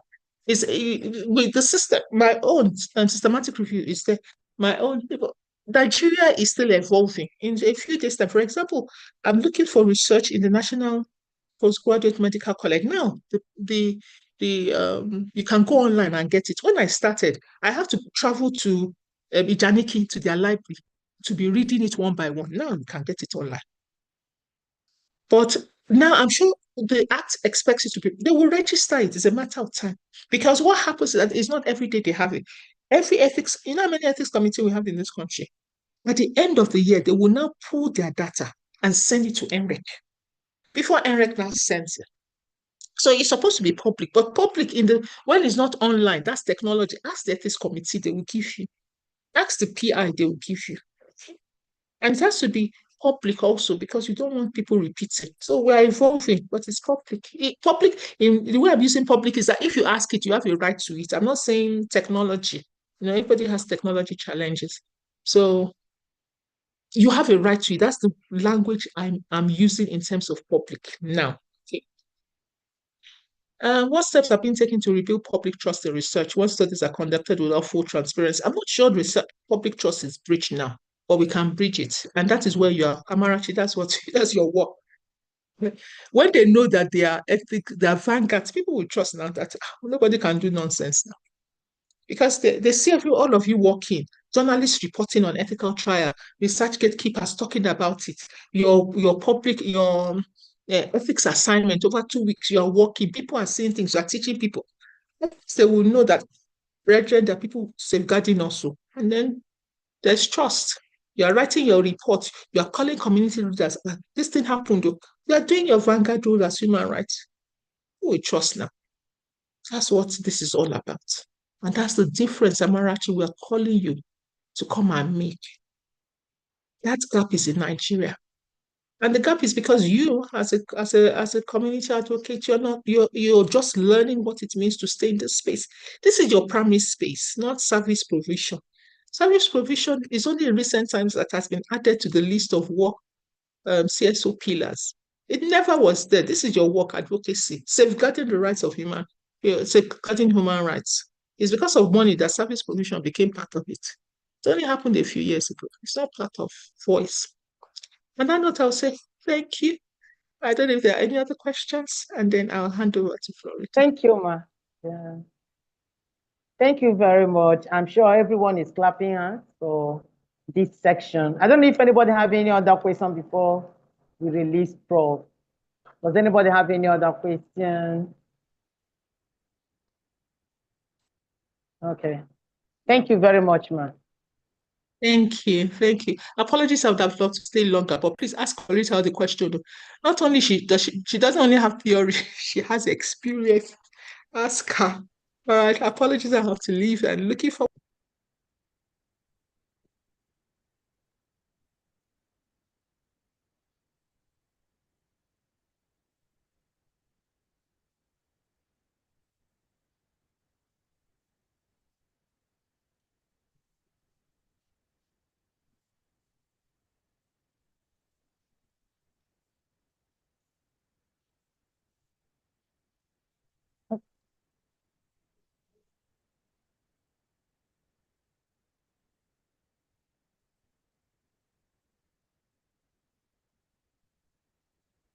Okay, so we'll continue. Once again, Prof, thank you so very much. I think this particular set of CSOs and journalists that are on this system training, I think we are really privileged to have Prof come and pour her wealth of knowledge and experience on the issue of ethics.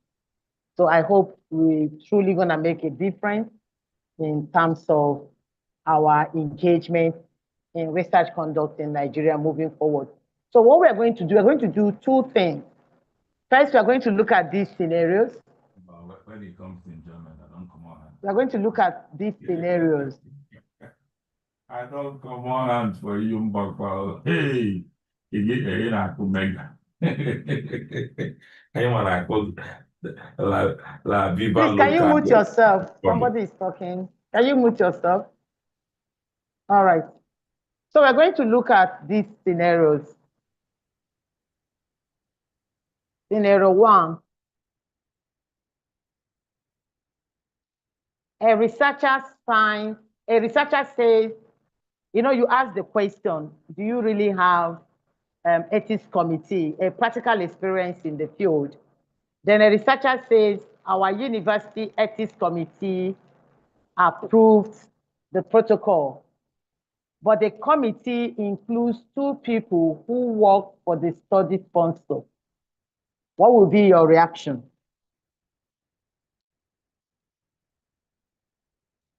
What will be your reaction? There is already conflict of interest. How do you see that kind of approval?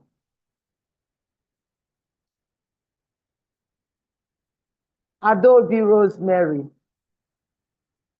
How will you react to that kind of scenario?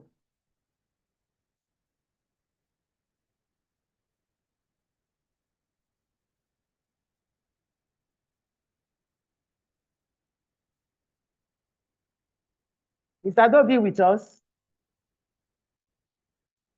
Adobe Rosemary, are you with us?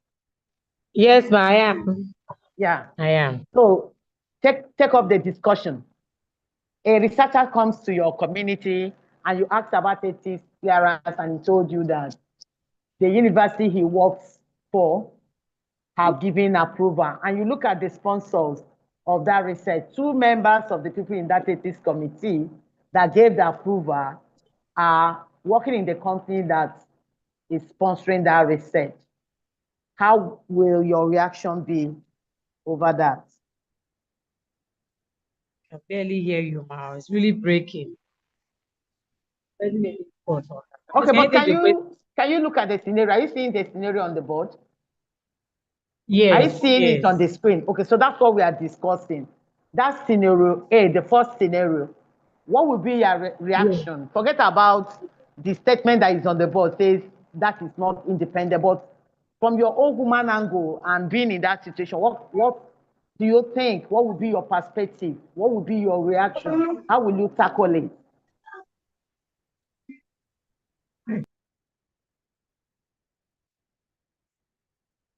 Does anybody hear me? The person can support Adobe. Did anybody get the scenario and the question? Yeah, I'm still trying to understand the scenario. No problem. Yes. Okay, go ahead, please. I got it. In fact, it's a straightforward one. There is conflict of interest. It is no longer independent. I will feel that they are being induced because the people that are sponsoring, you are part of their staff. So there is no way this research will be so objective. That is my own take. Thank you. Yeah. Other view? Okay, like what I just want to add to what she just said. Okay. It won't be like you say, their staff or somebody they know is sponsoring. Of course, whatever they will try to do, they will try as much as possible to favor their sponsor. So it's not going to be dependent, exactly, like the the participant take decisions. Exactly. Amarachi hand is up. Thank you very much, Ado. Amarachi hand. Amarachi, you have the floor. Okay. For the scenario A, I'll say that it kind of raises a serious conflict of interest issue, and exactly. I'm saying that ethics committee must be independent to be credible. If members are actually affiliated with the sponsor, the review may not be impartial. So I would question the validity of that approval and ask for clarification on how independence was ensured, and whether those members declared their conflict of interest or rescued themselves from the review process. Exactly. Thank you so very much. So clearly, the first thing that will come to our mind is that conflict of interest, as Amarachi has highlighted it. Then the second thing is the sponsors are interested. They want to see results. Imagine when we had COVID and sponsors are pushing for a particular candidate of COVID vaccine. They want results. COVID is something the whole world, is looking forward to getting a vaccine that can stop the death, the morbidity that we experience at that critical time. So there is already the interest that they want the research to happen, and they want a positive feedback from that research. Definitely, they can't give a quality review that people can have confidence in. So that kind of situation, you can raise an alarm. I don't think your review is really independent. Why don't you consider a review from another independent ethics committee? So the community, if it's my community that I receive that kind of protocol, I'm not going to have trust. I will not trust that researcher. I will not trust the research process. Okay, so that is the danger of it. Members of ethics committee, being a PI of a research, at the same time, being a member of the sponsor of that research, that is conflict of interest. You can't ever get the best out of it. Even when there is advanced effect, they will be hiding it because they have interest. So that's why there is need for all these checks and balances. So let's look at scenario 2, the B part of the scenario. A researcher comes to you, you ask for the research protocol, and the researcher says it is confidential. He refuses to show you the protocol. And for me, I think this is very common, especially when they come to the community. They see the community as not literate, not all that empowered. What will they understand? Will they even understand the protocol? What did they know? So they end up not making the protocol accessible to the community to look and ask critical questions. So if we are faced with this scenario, considering the kind of training we have acquired in the last 3 weeks, how will you handle it? Let's get reactions again. So we have Chukwu Ebuka hand is up. Amarachi hand here is still up. I hope it's still this new conversation or the previous one. Chukwu Ebuka, you have the floor.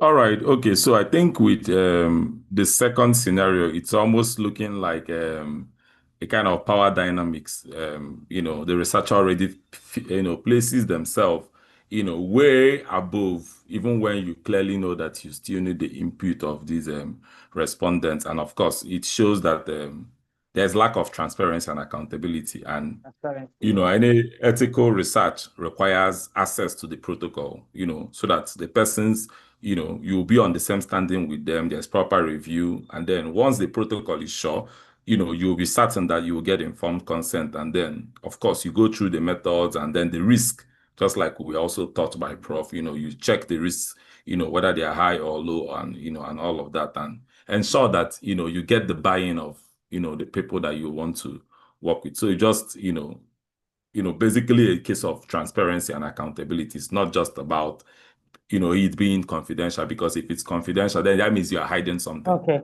So as an advocate and an empowered person, what step will you take in that situation? Are you going to accept it? No, I'm not going to accept that. I won't accept that, because I already know that there is something that I feel like, it might just be, walking into a keg of, gunpowder or something. I would feel very uncertain about it. Exactly. Yeah.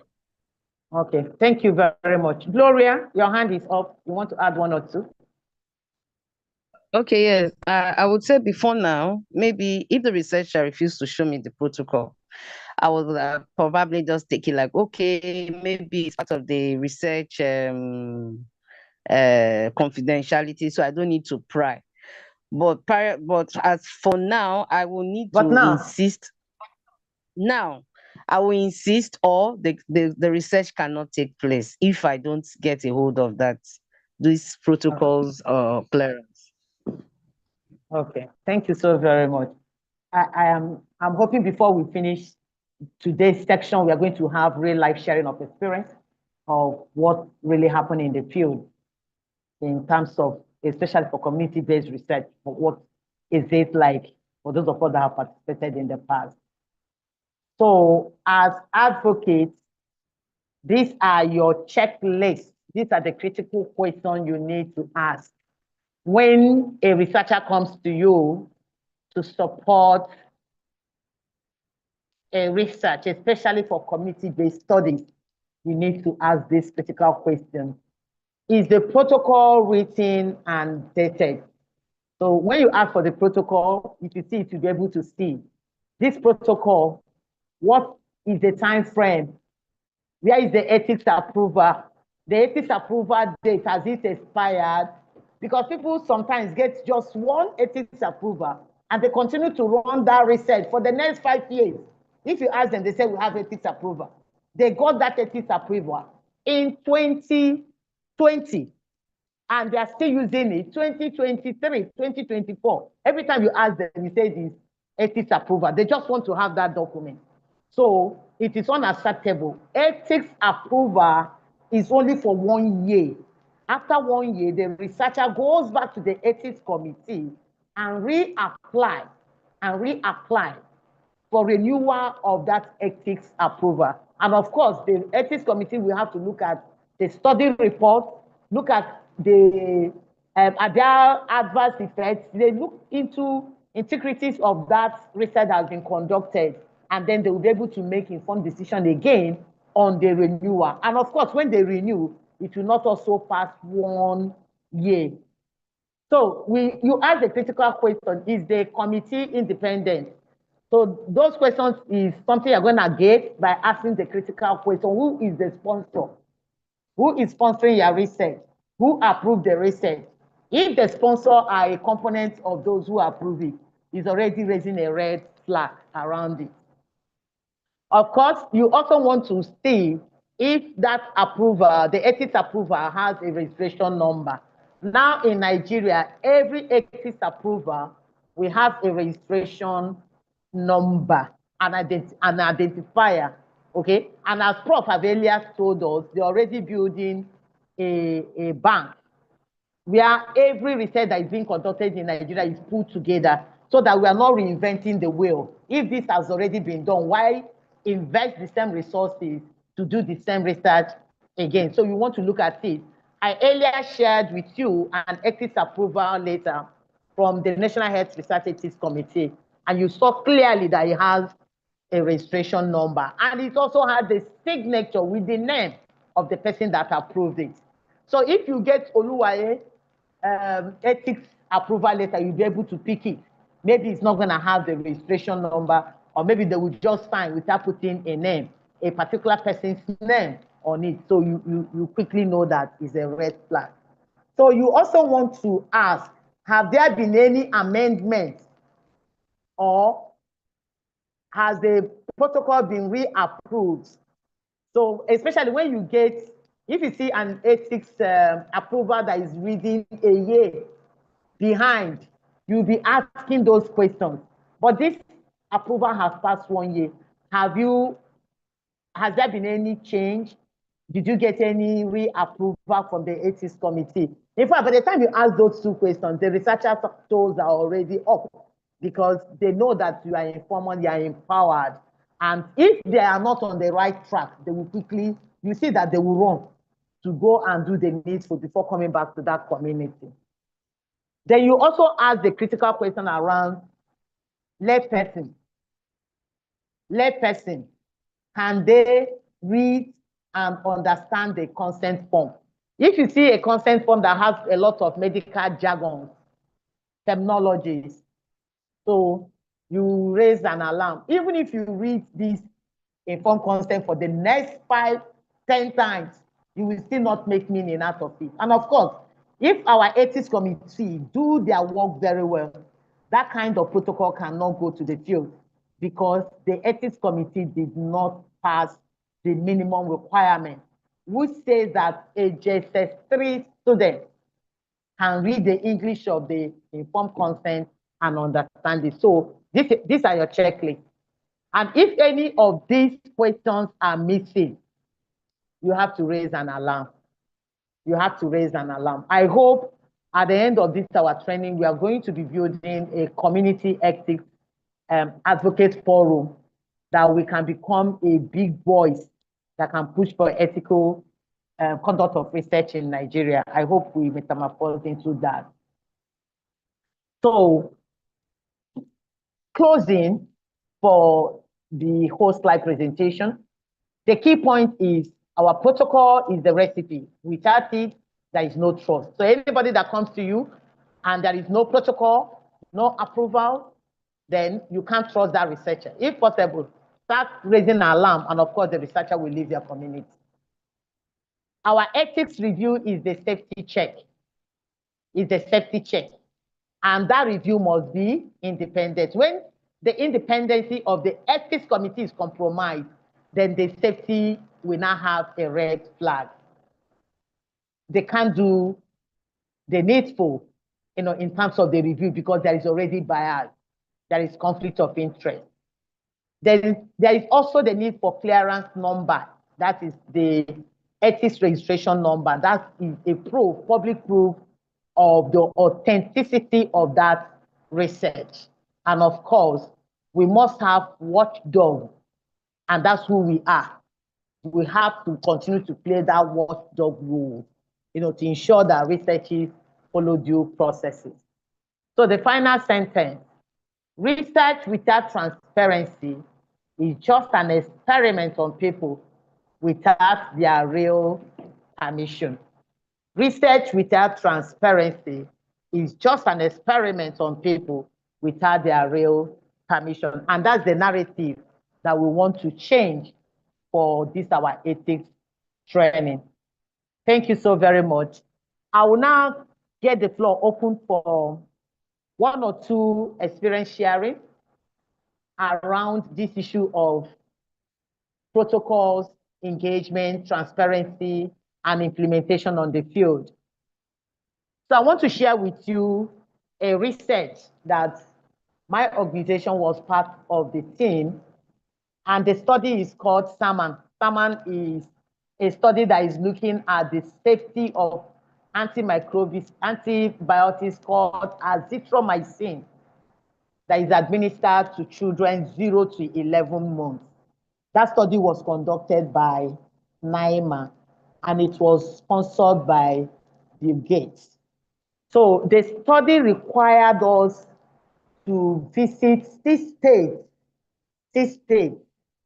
I think 4 of those states are in the north: Kano, Jigawa, Sokoto, Kebbi, and the other 2 states were in the south, Akwa Ibom and Abia State.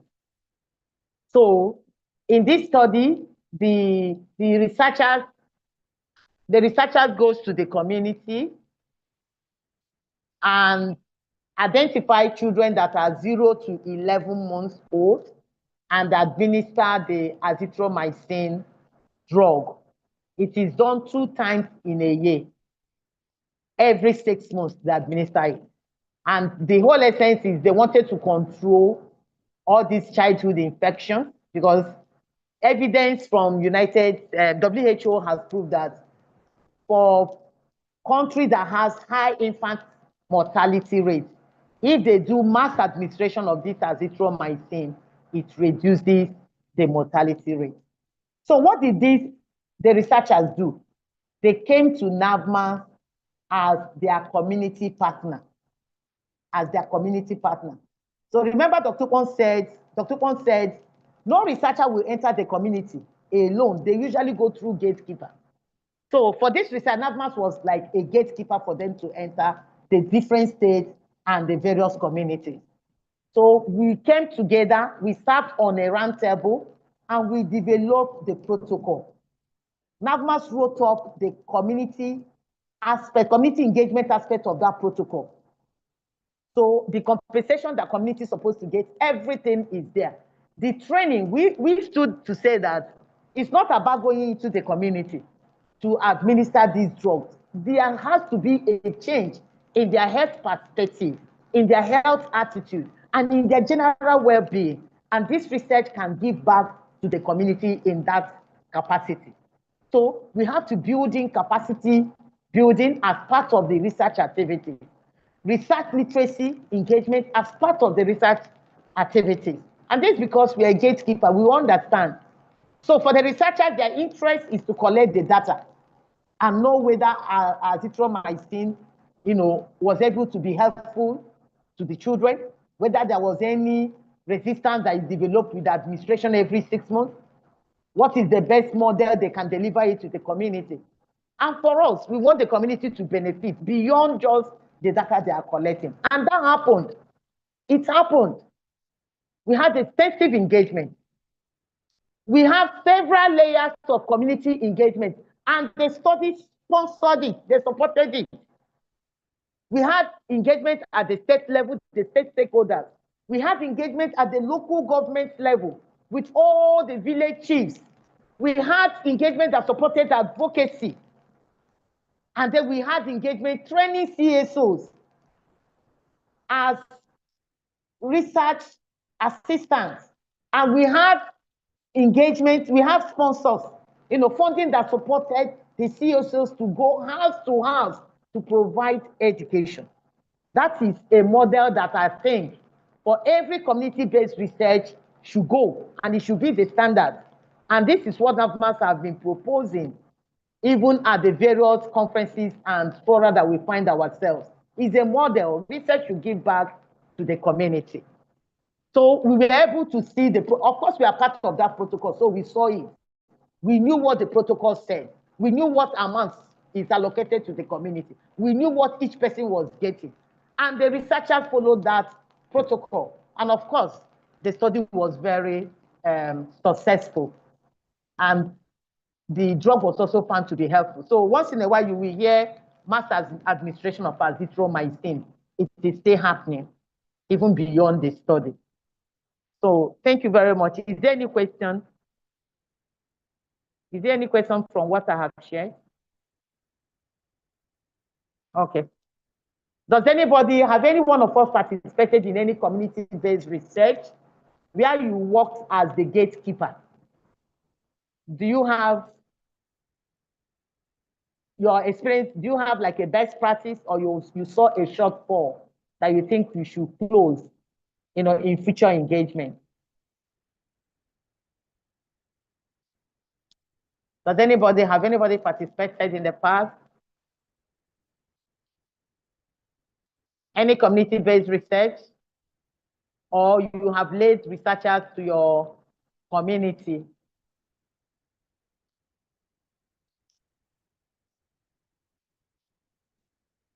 Gloria, Sambro, any experience? Ibrahim, Aliu, any experience? Chukwemeka, okay, Chukwebuka, have you participated in community-based research? Or people from Cameroon? Okay. All right. Okay. Have you in the past? Yes. 2023. Okay. 2023, I was part of the key population size estimation. Okay. That was done, yes, in Ebonyi State. And then, just like all these principles that, and the procedures and the protocols that we've also highlighted there, because it was a high-level survey, it was a national survey, and then, in partnership with University of Manitoba, and then NACA and SACA. So, it's there with all the entry phases, stakeholders from different sub-communities, the key population secretariat, there were, they instituted a committee, and then involved, stakeholders, community gatekeepers, influencers from all the the key population communities that will be, that will be part of the assessment, the implementing partners in the states, the CSOs, and, all of that. So almost everything that we've just said here, was put into consideration.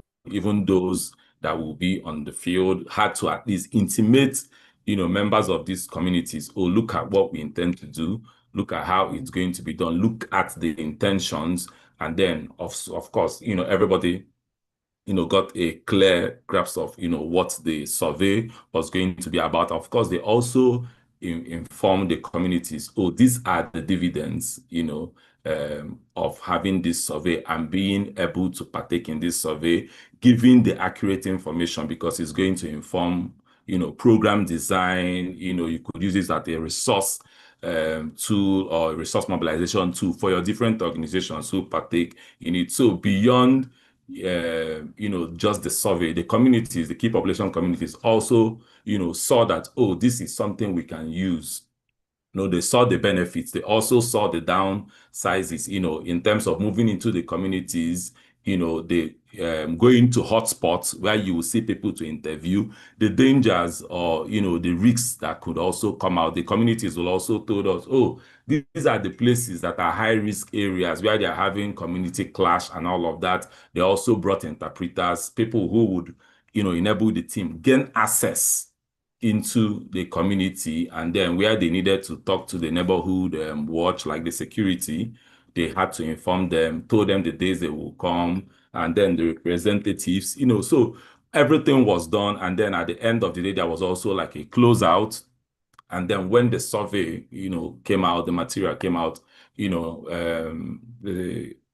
was also distributed to all these partners and the key holders. So because it has been done right, it's also going to, next time that this survey, like the IBBS, unfortunately, it's not happening in Ebony, but anytime any survey like this is going to come out, people already know that there is a standard set, and anything you are doing that doesn't conform to this, because people cannot ask questions and have a reference and say, oh, when this thing happened, this is how it was done. We asked questions, clarity was provided, and so once you do it right, it sets Absolutely. a standard. And when you do it wrongly, Absolutely. you set bad precedents for others. So thank you very much. Absolutely. I think Thank you I've so also very been a much. beneficiary of your organization's training some years ago too.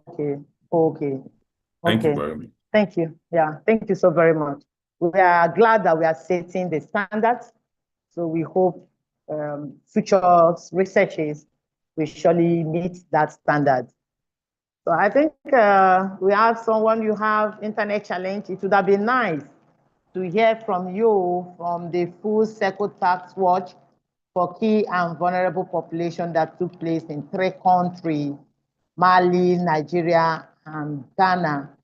It would have been great if we could hear from you what the experience was like in terms of maintaining or meeting the ethical standards for the protocol implementation.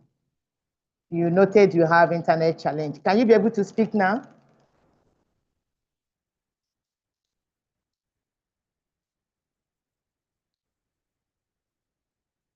Gordon, can you be able to speak? Okay. Gordon noted he has internet challenge, but he has participated in researches in 3 countries. So I believe that Abdul hand is up, Amarachi hand is up. Okay. Abdul, you have the floor. Then Amarachi follows. All right. Okay, good day all. Good day. Thank you. I have a very well-done presentation. So regarding the experience I have regarding some research, I participate in many research like IBBS, also the size estimate. So even before in Kano here, we have to call the agency like SACA and Ministry of Health, they have to call us together with any researcher they are going to do the research and give us the flow, what they are going to do in the research, and also the benefit of our community members. So even now, as a part of the state team lead for the IBBS currently carrying Canon by next month. So this training is opened my eyes. He opened my eyes and look. I'm also looking yesterday, even when we have the learning meeting, I also asked some questions, serious questions like why you are training us today and how the approval come, we have to see all this kind of document, approval and protocol, how they are going to start. And also the main challenges we have regarding these IBBS coming in Kano, like our stakeholders, they wanted to be like the key population that's let them carry this activity because of the stigma. So regarding that, I wanted to ask Prof, is it possible to that even any research carry with any taphology, let the taphology do their own work, or any population council, general population to go into the key population activities and get the data. So this get issue yesterday. Our team lead, the director, and us also the DG Sakas, and asking this is not going to happen. So if this kind of situation come, how we are going to tackle this issue? Thank you. Okay. So usually, if they are going to collect data from the MSM, for instance, and you don't have MSM members as part of that team, I wonder the kind of data they will collect. And that's why sometimes you see the community challenge national data.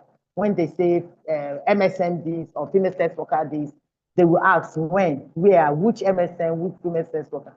So a good research, a good community-based research should integrate the members of that population in that study. For instance, if they're doing IBBS, the MSM should be part of the research assistant that should collect that data. It shouldn't be people from outside. So they should train them as research participants, help them to understand how to administer the questionnaire, and support them.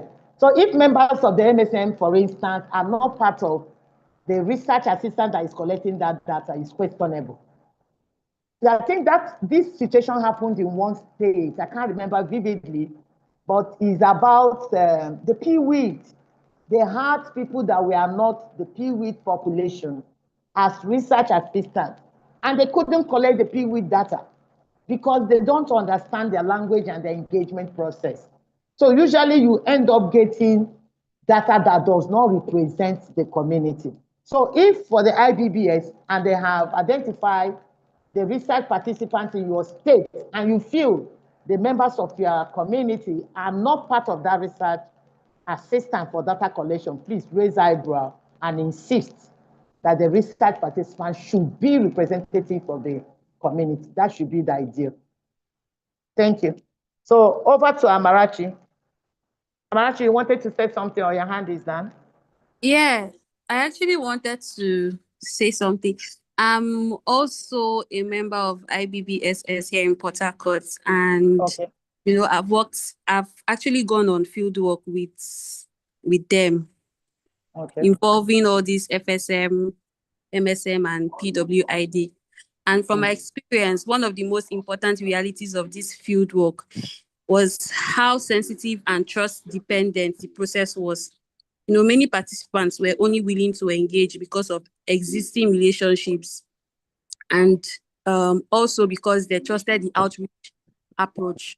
And it really showed me that in community-based research, access is not just technical, it is actually social.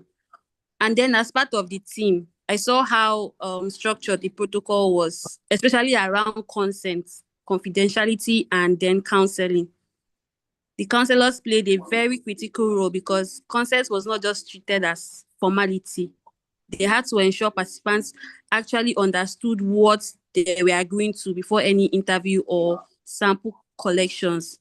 But however, the challenge I observed in my course of fieldwork was the pressure to meet targets and timelines. I don't know if it is always like that when it has to do with ethics research. You understand?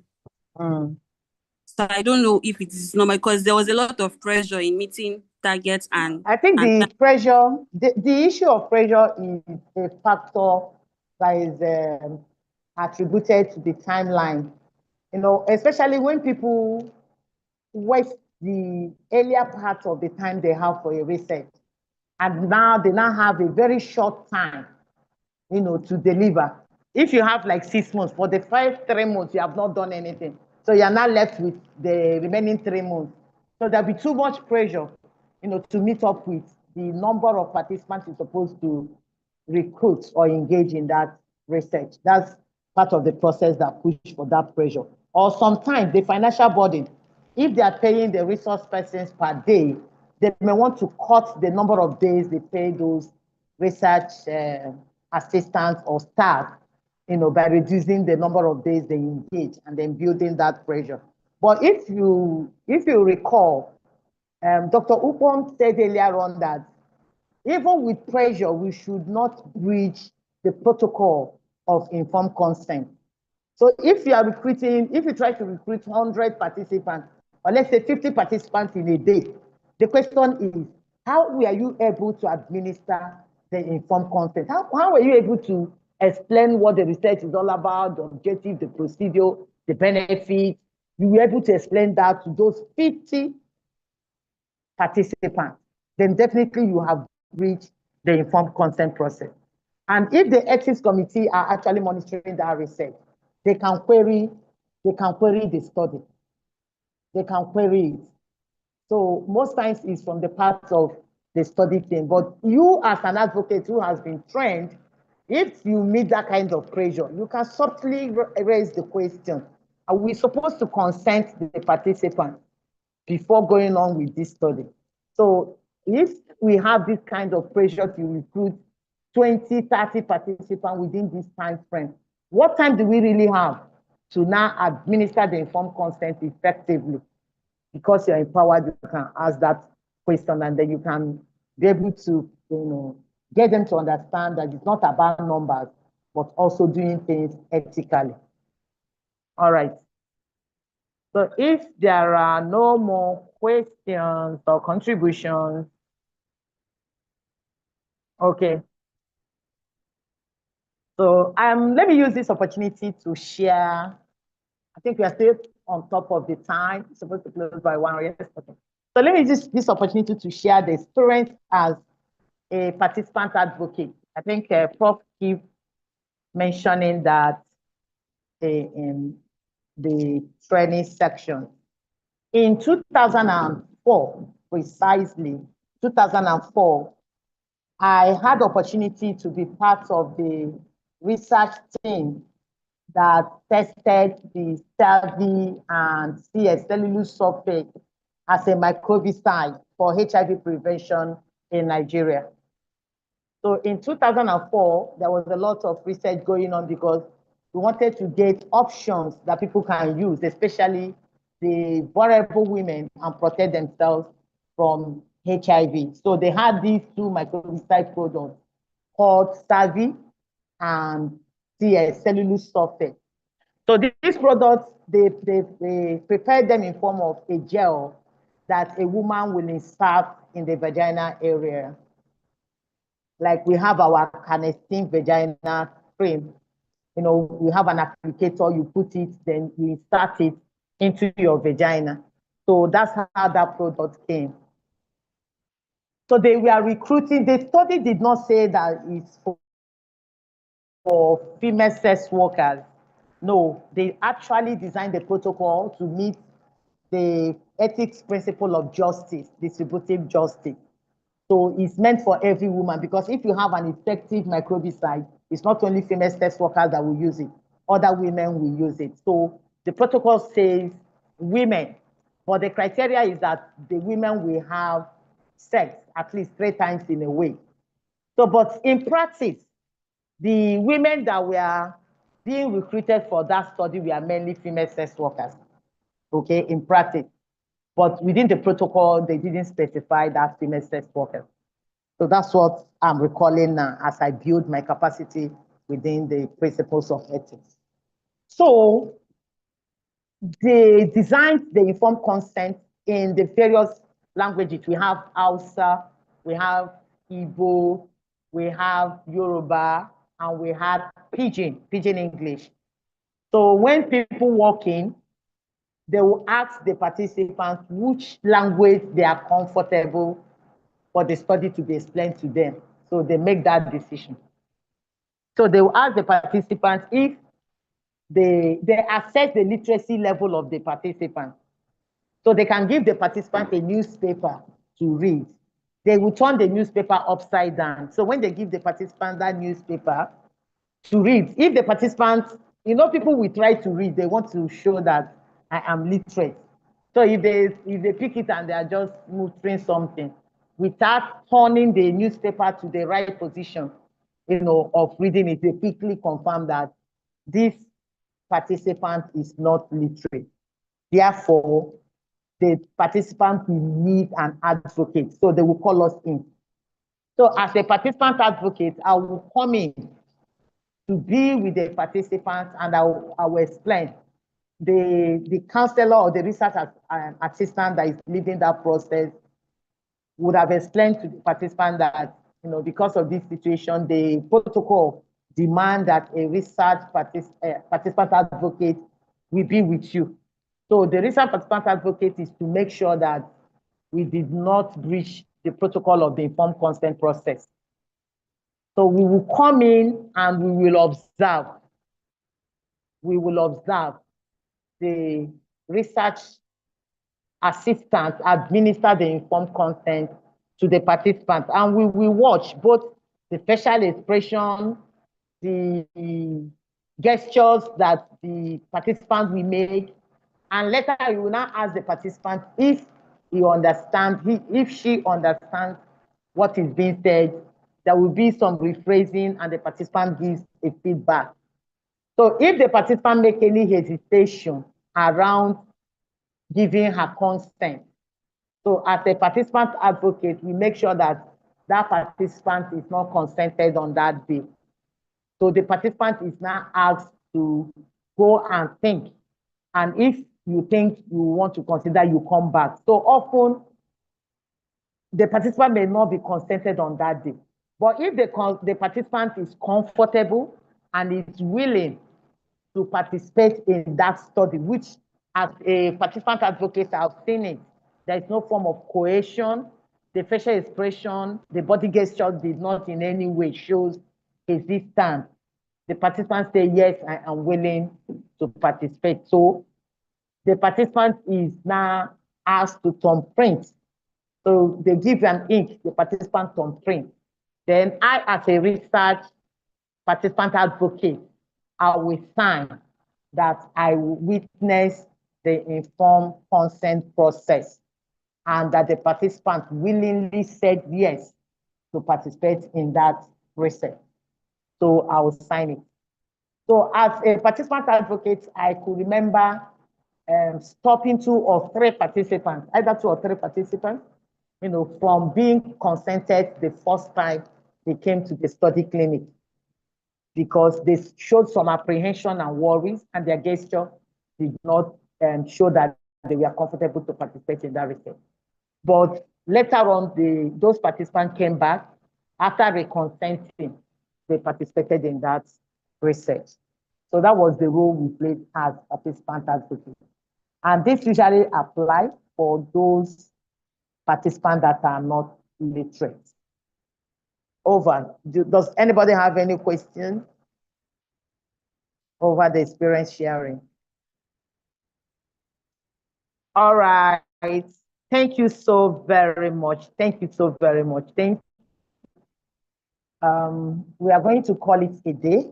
And of course, we have the platform, our WhatsApp group platform, to continue to share experience. I must thank our participant that shares the prototype of the ethics approval certificate that helped us today to understand the protocol approval certificate and the registration number. Thank you so very much. So let's continue to use that platform to share our experience.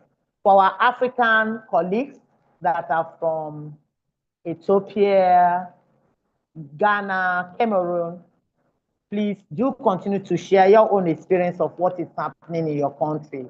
And together we will build a better African society that upholds ethical standards in research conduct. On that note, I want to thank each and every one of us, and we call it a day. Thank you so very much. Thank you. Bye, everybody. Thank you, Claudine. Thank you.